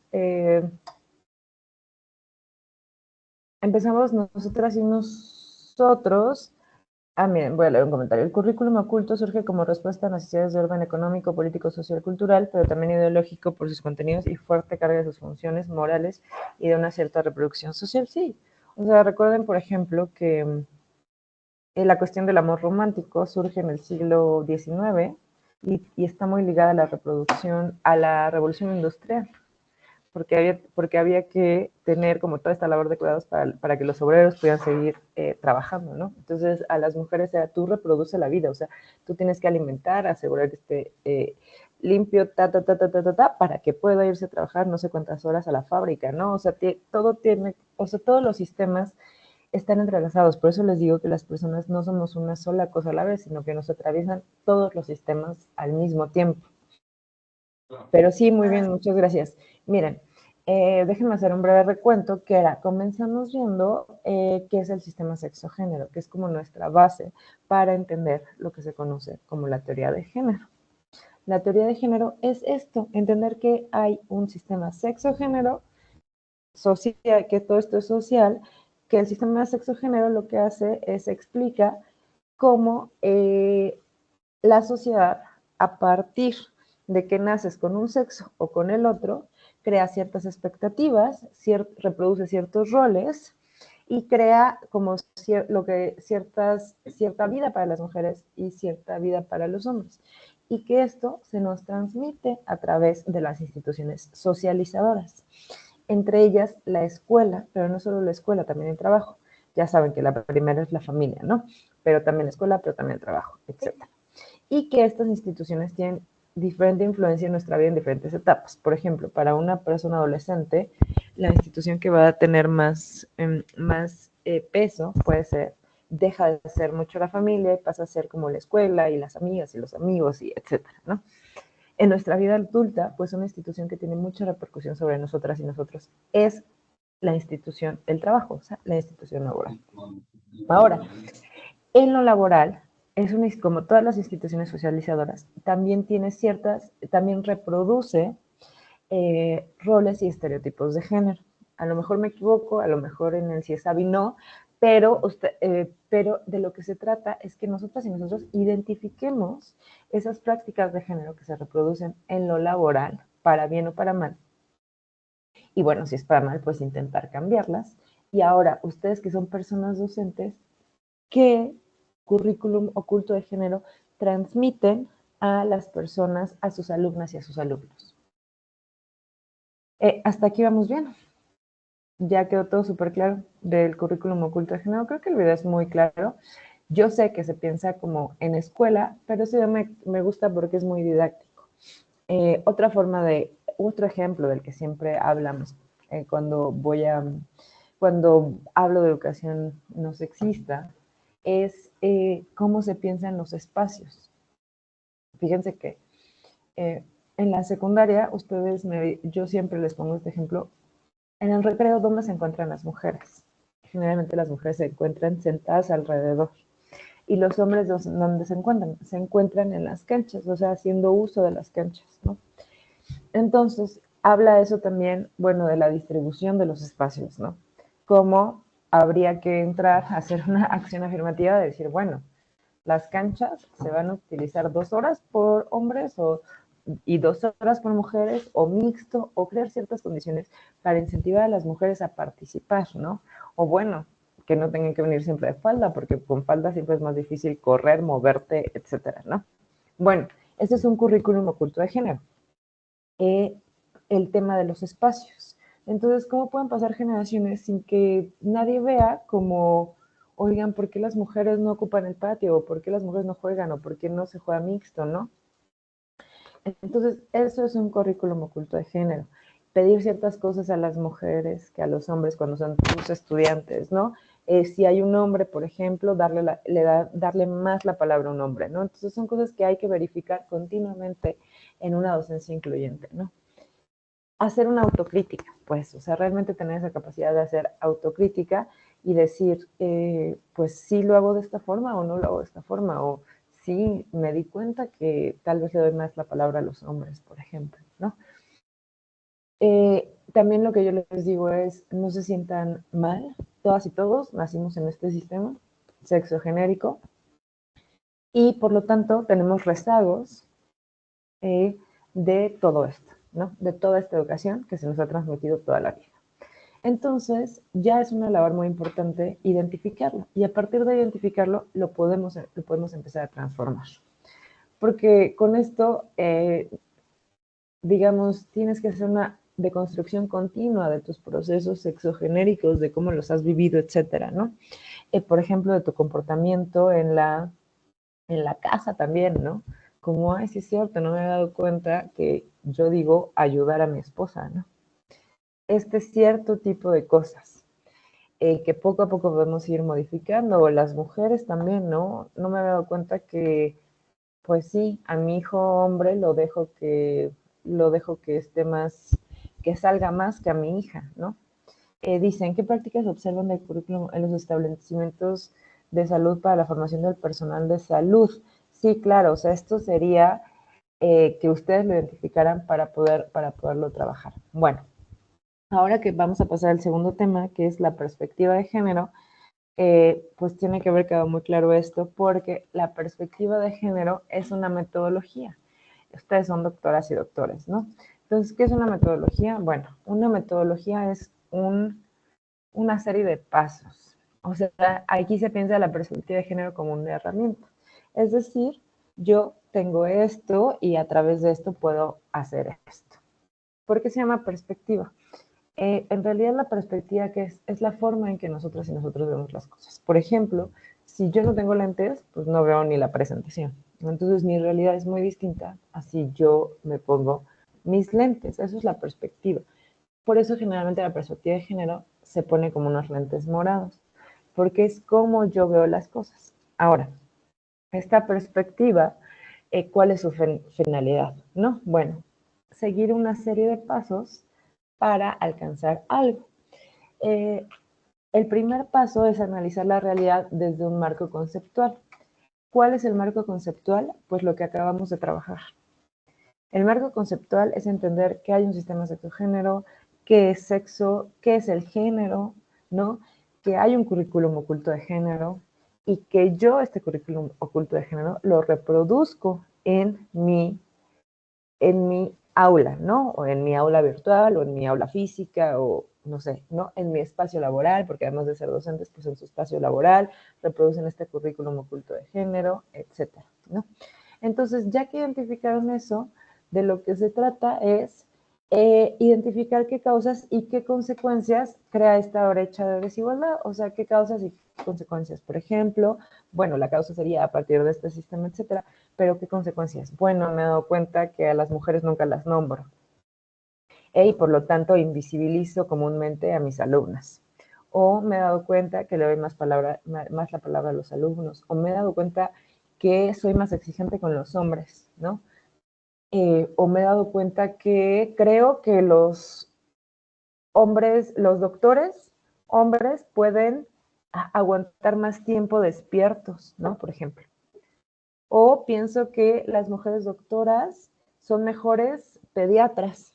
No sé, estoy diciendo cosas porque ustedes sabrán mejores ejemplos de cómo se maneja esta desigualdad genérica en el CIESAVI. Y con esto, ¿qué quiero decir? Que en todas las instituciones existe. ¿Por qué? Porque todas venimos del mismo sistema. De lo que se trata es de capacitarnos, de entender y empezar a cambiar estas prácticas, ¿no? Bueno, Entonces ya en el aula yo lo que tengo que hacer es, a partir de estos conceptos que vimos hoy, ver mi comportamiento, cómo me comporto, y a partir de que me comporto, bueno, garantizar la igualdad sustantiva entre mujeres y hombres. Ahora, la cosa se complejiza ahorita un poquito más. ¿Por qué? Porque, bueno, la perspectiva de género en realidad es un marco de análisis teórico y conceptual, que esto visibiliza la condición y posición de las mujeres respecto a los hombres, detecta factores de desigualdad y planea acciones para modificar las estructuras que mantienen las desigualdades. Por ejemplo, esta capacitación. Esta capacitación es una acción para modificar una desigualdad. ¿Cuál sería esa desigualdad? Que a lo mejor en las aulas no hay el mismo trato a las mujeres que a los hombres. Entonces, eso sería un ejemplo, ¿no? Y bueno, ahora, les decía yo que esto se complejiza un poco más porque a mí no me gusta enseñar la perspectiva de género sin el concepto de interseccionalidad. ¿Por qué? Porque la interseccionalidad es, digamos, como la otra dimensión del feminismo. Mira, no todas las feministas son interseccionales, no toda la teoría de género es interseccional. Kimberly Crenshaw, que fue es una catedrática estadounidense, afrodescendiente, que ella en el siglo XX, bueno, además es profesora, creo que es socióloga, ella en el siglo XX trabajó en la industria automotriz, o sea, hizo un estudio en la industria automotriz. Y, bueno, se dedicó a estudiar la lucha de las mujeres trabajadoras del sector automotriz para mejorar sus condiciones de vida. Entonces resulta que el caso en el que ella pone, fíjense lo que les voy a decir. Una mujer va a solicitar empleo. Una mujer afrodescendiente va a solicitar empleo a una planta automotriz. Estamos hablando de los años 80 del siglo pasado. Bueno, resulta que esta mujer que va a solicitar empleo, en la parte de arriba de la industria automotriz, o sea, en la parte de arriba de la planta, digamos como en la parte de recepción, había mujeres, pero todas las mujeres que atendían eran blancas. Entonces no le dan el empleo porque pues ella era afrodescendiente. Entonces no puede estar con las mujeres blancas en el primer piso atendiendo a las personas. Y entonces dice, bueno, entonces denme un trabajo como obrera.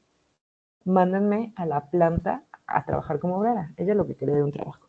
Bueno, se va a la planta y resulta que no le dan el trabajo en la planta porque no era hombre, porque todas las personas que trabajaban como obreros eran hombres afrodescendientes.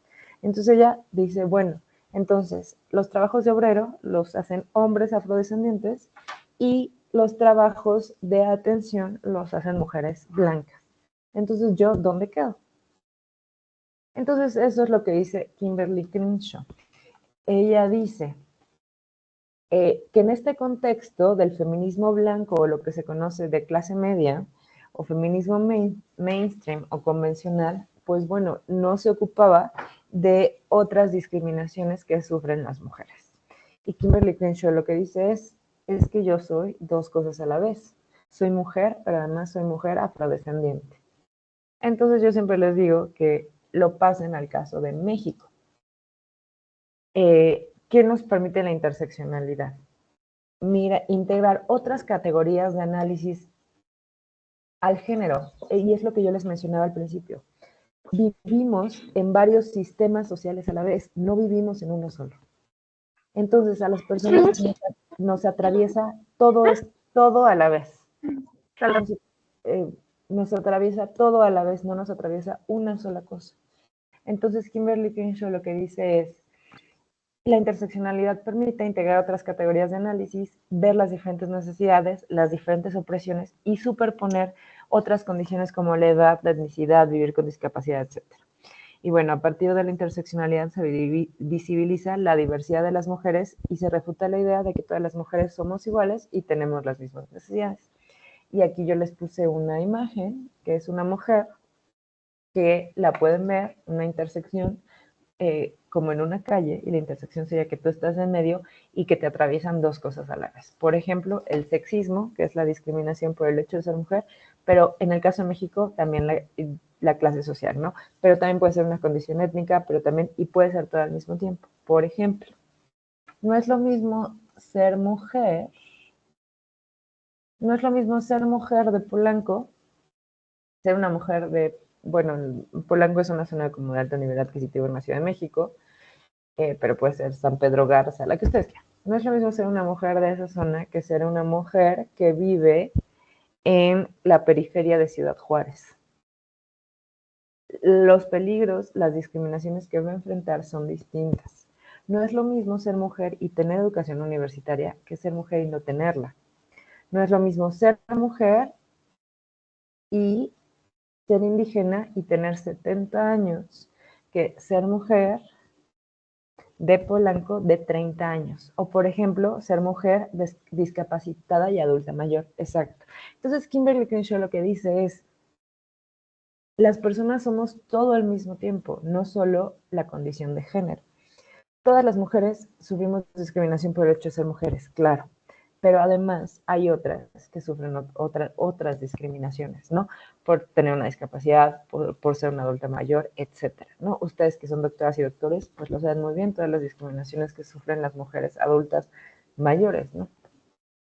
Entonces, bueno, esto se los quería decir porque es importante que ustedes como personas docentes entiendan toda la dimensión real para analizar las cosas con perspectiva de género.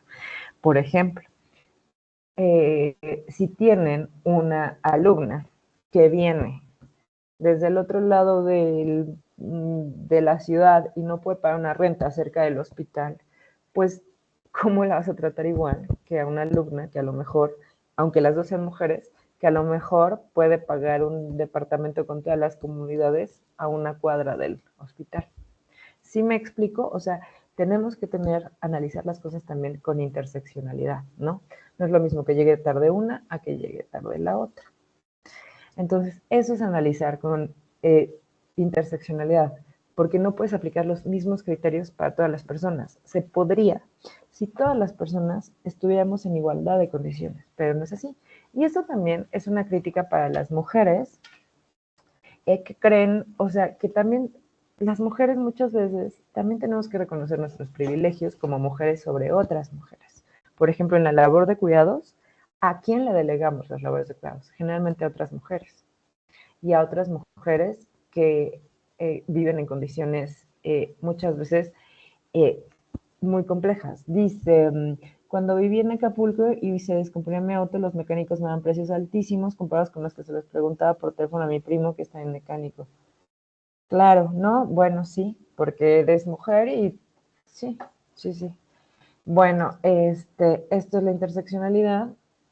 Ahorita ya por el tiempo no vamos a ver este video, pero ya entonces me gustaría, después de todo esto que hemos visto, la importancia de la comunicación incluyente y no sexista. En la práctica docente tienen que actuar con perspectiva de género, porque es por ley, pero además con perspectiva de género interseccional. ¿Y cómo hacemos esto? Bueno, un paso es la comunicación incluyente. ¿Qué es la comunicación incluyente? Pues, y no sexista. Bueno, pues esta comunicación que visibiliza a las personas que históricamente han sufrido desigualdades. En este caso, las mujeres. Recuerden que el lenguaje socializa el género, o sea, todas y todos conocemos a través del lenguaje. Entonces, obviamente, dentro de todas las instituciones socializadoras, el lenguaje es uno de los vehículos más importantes para socializar el género, o sea, para decirte qué se debe esperar de una mujer y qué se debe esperar de un hombre. Por ejemplo, una frase sexista, que es que pensé ahorita, calladita te ves más bonita. Es un refrán, pero ¿qué quiere decir? ¿No? O sea, tenemos que analizar qué es lo que hay de fondo, ¿no? Entonces el lenguaje comunica y el lenguaje por supuesto que importa porque es la manera en la que aprendemos las personas. Conforma nuestro pensamiento y puede transmitir una discriminación por razón de sexo. Las mujeres han sido invisibilizadas y excluidas, por eso hay que nombrarnos, porque antes, si no había ingenieras mujeres, porque las mujeres no podemos estudiar, pues sí, todas éramos ingenieros, o todos éramos doctores, ¿no? Pero bueno, ya hay mujeres doctoras, ya hay mujeres ingenieras, ¿no? Entonces hay que nombrarnos. Y con esto digo, hay que nombrarnos porque nos tienen que nombrar ustedes, compañeros, ustedes tienen que nombrar a sus alumnas, pero también entre nosotras nos tenemos que nombrar. Y también a nosotras mismas, ¿no? Entonces, esto. Se ha enseñado el mundo a partir de lo masculino, ocultando o menospreciando lo femenino. Por ejemplo, en la manera como docentes, cómo escogen su bibliografía. Fíjense que ven que yo doy una clase que se llama Introducción a la Investigación en Ciencias Sociales. Fue complicado porque pues, muchos de los filósofos fueron hombres, porque las mujeres que fueron filósofas, como no se permitía a las mujeres estudiar, etcétera, firmaban bajo seudónimos. Entonces, firmaban bajo seudónimos o utilizaban el nombre del esposo, del papá o de la hermana. Entonces, ay, perdón, es que me distrajo el chat. Y entonces, pues, ¿qué sucedió? Hay que hacer una paridad en la bibliografía, en lo que enseñamos, y que haya, pues, la misma cantidad de bibliografía escrita por hombres que escrita por mujeres, ¿no? Es una labor complicada, claro, porque implica mucho más trabajo, ¿no? Pero bueno, esa es tener, pues, igualdad en los contenidos. Y las personas docentes también tenemos que, no solo el lenguaje incluyente, sino también cuidar nuestros contenidos. ¿Qué les damos a nuestros alumnos, no? Si toda la vida a una mujer, mientras fuimos estudiantes, se nos da pura bibliografía de hombres, escrita por hombres, pensadores hombres, doctores hombres, todo, pues bueno, el día de mañana se va a llegar a pensar, ¿no? Que pues solo los hombres son los que contribuyeron a cierta disciplina, en este caso la medicina, cuando en realidad pues ya se sabe a partir de muchos estudios que las mujeres fueron las primeras parteras, por ejemplo, ¿no? O que fueron las primeras personas que hicieron cesáreas, ¿no? O que fueron las primeras que tuvieron un control de la natalidad a través de la herbolaria. Entonces, este tipo de cosas, ¿cómo rescatamos este tipo de cosas para que haya una igualdad en las aulas, ¿no? Bueno, con esto me refería a cómo se enseñaba el mundo a partir de lo masculino, ocultando, menospreciando el mundo femenino, ¿no? Nombrar la realidad que viven mujeres y hombres como un acto de justicia, de derechos y de libertad, ¿no? O sea, también hacerlo por convicción. Nombrar a las mujeres es hacerlas visibles como protagonistas de sus vidas, de la historia en común con los hombres y del desarrollo mismo de nuestras sociedades, ¿no? Nombrar los logros de las mujeres, lograr los logros de otras mujeres, ¿no? Y enseñarlos, ya seamos hombres o mujeres, así también como los de hombres, pero ustedes piensen la disparidad de lo que enseñan, a lo mejor no aplica con ustedes, pero hoy en día hay discriminación de género y violencia de género en áreas de salud y educativa, ¿cierto? Sí, en áreas de salud y educativas no es lo mismo, ya que cada uno puede tener necesidades diferentes, piensan. Sí, lo que dicen de la discriminación no solo sobre la mujer, es complicado, o sea, porque sí, solo las mujeres sufrimos discriminación por el hecho de ser mujeres. Entonces es una discriminación que no sufren los hombres. A lo mejor lo sufren por otra condición, por ejemplo, ser indígena, ¿no? O ser pobre. Pero, si ustedes lo piensan, una mujer y un hombre que sufren las mismas discriminaciones, siempre la mujer va a sufrir todo eso, pero además la discriminación por ser mujer. Entonces, no es lo mismo, eso no quiere decir que no haya hombres que sufren discriminación. Bueno, y aquí les traía un ejemplo del lenguaje estereotipado y discriminatorio. Aquí hay un tratado de Aristóteles que decía, la mujer es un hombre mutilado, una deformación de nacimiento, ¿no? Entonces, ¿cómo escogemos los textos que damos a nuestras alumnas o a nuestros alumnos, ¿no? O cómo no les decimos cómo interpretarlos, ¿no? Por supuesto que tienen que saber quiénes fueron las primeras doctoras, los primeros doctores, etcétera. Y si fueron hombres, porque era en una etapa en la que las mujeres no tenían acceso a sus estudios, aclararlo, ¿no? Bueno, en esta parte vamos a estudiar puros filósofos hombres o puros médicos hombres, porque en esta etapa histórica las mujeres no tenían acceso a la educación. Entonces, hacer visible lo invisible, ¿no? Eso también es una docencia con perspectiva de género. Por ejemplo, aquí del Talmud, que es, digamos, como una Biblia para la religión judía, Dios modeló a Lilith, la primera mujer, pero en vez de polvo, puro como con Adán, utilizó suciedad y heces, ¿no? O sea, ver qué es lo que recomendamos, cuáles son los textos, en qué contexto, siempre dar el contexto, ¿no? Siempre dar contexto y, bueno, siempre resaltar eso. Y, bueno, esta frase a mí me parece muy importante, que el lenguaje incluyente y no sexista no va a eliminar la desigualdad por razones de género inmediatamente, pero es una herramienta para que las mujeres y los grupos de población tradicional e históricamente excluidos sean nombrados y sean visibles. Y bueno, aquí yo les tenía por qué es importante incorporar la perspectiva de género en la docencia. Bueno, porque siempre ha habido una infrarrepresentación de las mujeres en las categorías más elevadas de una carrera académica, porque hay todavía una dificultad de reconocer el liderazgo femenino y experto, como el de las doctoras que están aquí con nosotras, con nosotros, ¿no? O sea, ya ustedes nos podrán decir si sus compañeras, si para sus las doctoras que están aquí nos podrán contar si es más complicado para ellas, ¿no? Esta dificultad de que les reconozcan su liderazgo y su expertise, ¿no? En lo que hacen. La infravaloración en las áreas de investigación feminizadas o asociadas a los estudios de género, ¿no? Por ejemplo, la pediatría. Yo el otro día estaba leyendo, ya me dirán si estoy muy equivocada, pero estaba, pues, no es cierto, estaba escuchando un podcast, que decía que los síntomas de un infarto de las mujeres y de los hombres son diferentes. Las mujeres no necesariamente tenemos los mismos síntomas cuando nos va a dar un infarto. Sin embargo, la mayoría de las investigaciones y de los estudios de los infartos se han hecho en hombres. Entonces, hay mucho desconocimiento sobre qué síntomas puede manifestar una mujer que le va a dar un infarto. Entonces, también hay que ver eso. En la medicina, cómo ha jugado el género o cómo ha jugado la discriminación contra las mujeres, ¿no? ¿Por qué se entró tan tarde, ¿no? ¿Por qué se crean conceptos como histeria o neurótica o neurosis, ¿no? Relacionada a las mujeres, relacionada a la matriz, ¿no? ¿Cómo ha entrado la discriminación de género o sistema sexo-género en nuestras disciplinas? Entonces, siempre es estar pensando en esto, ¿no? No darlo como por cierto, ¿no? Porque hay tan poca investigación científica, por ejemplo, acerca del orgasmo femenino, ¿no? ¿Por qué no se sabe? ¿Por qué no se conoce muchas veces qué contiene lo que se secreta en un orgasmo femenino? Todo este tipo de cosas, ¿no? Y ver esto, que la ciencia no es neutral, que la medicina no es neutral y que siempre el género atraviesa.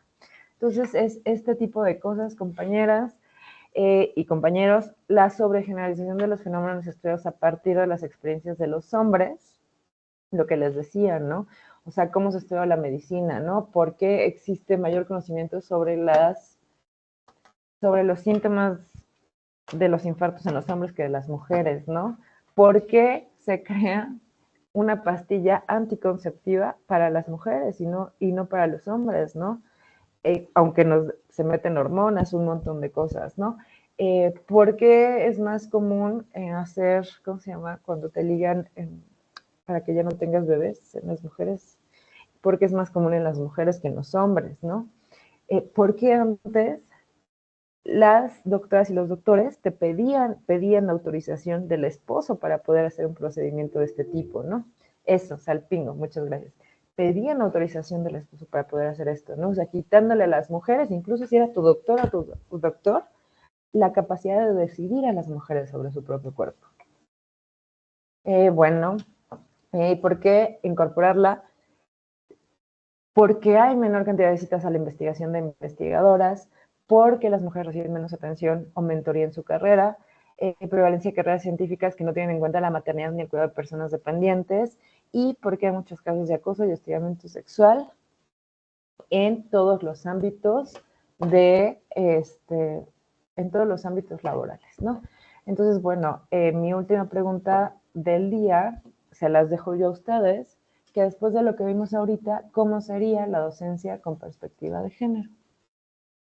Ahora, como médica o enfermera, si ven una figura femenina, eres señorita, muchacha, niña, pero si es una figura médica, inmediatamente dan por hecho que es el doctor, sí, cierto, ¿no? Yo no considero discriminación que se pluralice en niños, día del niño, día del médico, así se ha mencionado siempre. Sabemos que va a incluir el sexo femenino, o sea, jamás he sentido discriminación u ofensa. Sí, pero la cosa es que no se sabe si va incluido el sexo femenino. ¿Por qué? Porque si había algo que era pues siempre masculino, pues ahí va. Y además hay que también analizar el lenguaje. El lenguaje es un lenguaje masculino, por ejemplo. Déjenme pensar, las generalizaciones, por ejemplo. Cuando el hombre pisó la luna, ¿a qué se refiere esa frase? A cuando, como humanidad, llegamos a la luna, ¿cierto? ¿Están de acuerdo, no? Pero lo masculino se da como la generalidad de la humanidad. Eso se llama androcentrismo. O sea que todo se explica a través del hombre y lo masculino. Entonces, no es que tú no te consideres discriminada, sino que también hay que analizar el lenguaje. Recuerden que todo esto es social. Hay que analizar el lenguaje. Entonces, lo que se propone es que se utilicen las generalizaciones. Por ejemplo, en el Día del Niño, decir el Día de la Infancia. Y ahí sí están incluidos niños y niñas. Porque si no podríamos caer en lo del revés, como el comentario de aquí abajo, ¿no? ¿Qué pasaría si cambiamos el lenguaje Día de la Niña, Día de la América y dan por hecho que van incluidos los hombres? También podría ser, ¿no? ¿Por qué no? Día de la Niña, bueno, están todas las niñas, pero también todos los niños. El problema es que la generalidad se ha equiparado lo masculino como la generalidad, lo cual es un error. Las generalidades son las generalidades y lo masculino es lo masculino. Pero eso es una cuestión del lenguaje. Por eso es tan importante el lenguaje. Entonces, ¿qué se recomienda si quieres realmente utilizar lenguaje incluyente? Eso, Día del Niño, decir el Día de la Infancia. Si no quieres decir Día de los Niños y las Niñas o Día de las Niñas y los Niños, Día de la Infancia. Día del Médico, Día de, ¿cómo llamarlo ahí? Día de la, a ver, ahí fíjense, ustedes ayúdenme, pero ustedes son los que saben de esto, Día de la Salud o Día de las personas trabajadoras de la salud, ¿no? Etcétera. Entonces sí hay forma de hacer el lenguaje incluyente. Día del médico y la médica, ¿qué tiene? O sea, no creo que sea no creo que cueste mucho trabajo como agregar una palabra, ¿no? O usar la generalidad. Por ejemplo, cuando el hombre llegó a la luna, cuando la humanidad llegó a la luna. Y ahí sí estamos incluidas todas y todos. Lo masculino así se ha usado como la generalidad, pero eso es lo que se intenta combatir, que no sea la generalidad. Que la generalidad sea la generalidad y lo masculino, y lo femenino. ¿Qué pasaría? Ya, supongo que mucho porque nunca ha sido así, sin embargo se lucha porque ahora sea del niño y de la niña, del médico y de la médica. Lo siento redundante, tal vez por costumbre, sí, puede ser por costumbre, pero les digo, lo que se recomienda más es lo genérico, ¿no? Día de la infancia o día de la niñez. ¿Qué ejemplo daría para evitar lenguaje no discriminar, ya sean adultos en un espacio académico? Pues eso, usar generalidades, marcarnos, hablar de personas, ahí podemos utilizar siempre el femenino. Cuando digo todas las personas, todas las aquí presentes, me refiero a todas las personas aquí presentes, ¿no? A veces sí marcar el femenino y el masculino. En un ambiente académico, eso serían mis recomendaciones. Siempre váyanse a la generalidad de las cosas y esa es una manera. Y si no nombran ambas partes, o sea, un segundo no pasa nada. Y además, el chiste es visibilizar, ¿no? Y dejar de utilizar lo masculino como la generalidad. De eso se trata. Dice, perspectiva de género busca demostrar la diferencia entre hombre y mujer. Esto se debe respetar para que sea de manera y no caer en la discriminación. Considero que cuando se habla de los días conmemorativos incluimos a los dos sexos, pero ahora se separa para diferenciar esto. Y eso también crea problemas. Y entonces concuerdo con todo. Día de los... Ándale, Día de los que estudian medicina, por supuesto. Perfecto, ¿no? El lenguaje incluyente será la línea correcta. Pues es buena sugerencia, pero podemos crear no solo de hombre y mujer y que también existe queja de discriminación. Sí, bueno, no hombre y mujer, pero no binario, por ejemplo, ¿no? Y no solo es hombre y mujer, sino es femenino o masculino, pero también lo no binario. Yo lo que recomiendo con mis alumnas y alumnos cuando entro yo cuando yo doy clases es que les digo, oigan, ¿a ti cómo te gusta que te nombren? No, pues a mí me gusta que me digan Carlos, o a mí me gusta que me digan X, como él o como ella, ¿no? Entonces, pregúntales cómo les gustan que los nombres. Y si te dicen, yo no soy binario o soy de género fluido quiere decir que cambia constantemente de género. Entonces, pues díganles por sus nombres, tampoco es tan difícil. O sea, en realidad es preguntar a las personas, ¿cómo te gusta que te nombren? Ah, bueno, yo me llamo Andrea, pero me gusta que me digas Azul, es un ejemplo, ¿no? Entonces, refiérete a tu alumna, a tu alumno, a tu alumne, como esa persona quiere que le digas. Eso es todo, no es tan complicado para evitar discriminación.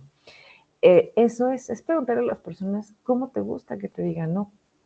Y ya, sin preguntarles más, y también decir, pero ¿por qué? No, es tu decisión. Bueno, concuerdo con el lenguaje incluyente, Día de la Medicina, Día de la Infancia, exacto, Día de la Medicina. Bueno, implica integrar un enfoque que reconozca y valore la diversidad de género y promueva la igualdad. Sobre la pregunta. Muchísimas gracias. Claro, con esto, ¿cómo sería la docencia con perspectiva de género? Implica integrar un enfoque que reconozca y valore la diversidad de género y promueva la igualdad de oportunidades entre hombres y mujeres en el ámbito educativo, lenguaje inclusivo, utilizar un lenguaje que no sea sexista o discriminatorio, usar términos expresivos en la comunicación diaria, ofrecer formación continua a los docentes sobre la perspectiva de género, igualdad y diversidad. Esta respuesta, perfecto, muchísimas gracias. Pero recuerden que también en el currículum, o sea, en lo que vamos a dar, también utilizar autoras, utilizar autores, etcétera, ¿no? Pues hasta el momento muchísimas gracias. No sé si tengan algún comentario, si tengan otra pregunta. Pues espero que les haya gustado.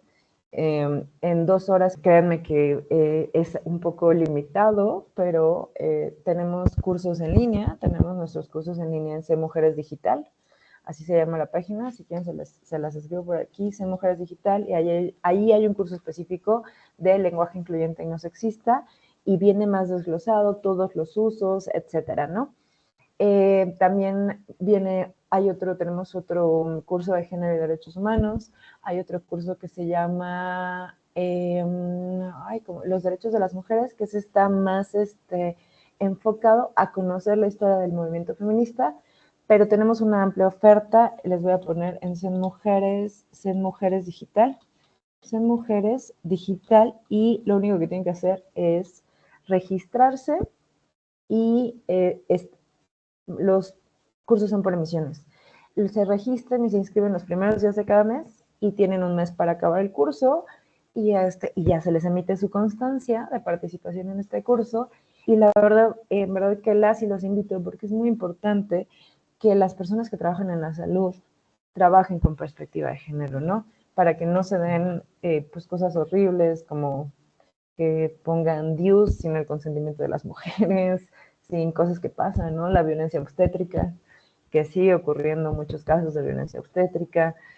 Entonces, me parece muy, muy importante que ustedes que son docentes empiecen a aplicar la perspectiva de género desde que están enseñando a sus estudios, o sea, a las personas estudiantes, a las que van a ser el de mañana doctoras, doctores, o ya lo son, pero están haciendo su especialidad, residencia, no sé, que trabajen así, porque son las personas que nos van a atender a todas y a todos, porque todas las personas vamos a pasar por un proceso de salud, de deficiencia de salud en algún momento de nuestras vidas, ¿no? Entonces, eso me parece en verdad importante para que paren ciertas violencias, ¿no? La violencia obstétrica, la violencia contra los derechos reproductivos, estas cosas. Entonces, pues muchísimas gracias y muchísimas gracias por invitarme. Muchísimas gracias, Andrea, por esta gran ponencia, gran participación. Creo que tal vez no hay preguntas, pero porque nos quedamos con mucho para reflexionar en nuestra práctica, como en los establecimientos de salud y en la práctica docente, que como también no solo no caer en estas prácticas que crean desigualdad, sino también cómo fomentar esta perspectiva con el personal de salud en formación que está pues en nuestro cargo. Pues muchísimas gracias, Andrea. No hay de qué. Muchísimas gracias. Hasta luego. Muchísimas gracias y muchísimas gracias a la Secretaría de Mujeres de la Ciudad de México por la colaboración con IMSS Bienestar. No, a ustedes también, a todas y todos por conectarse y por quedarse aquí, ¿no? Hasta el final de la sesión. Sí, quien pueda prender su cámara, podríamos tomarnos una fotito del recuerdo. Andrea, ¿crees que puedas quitar la presentación. Sí. Modo deja para de ver. Listo. ¿Ya? Listo. Ay, somos muchas y muchos. Sí.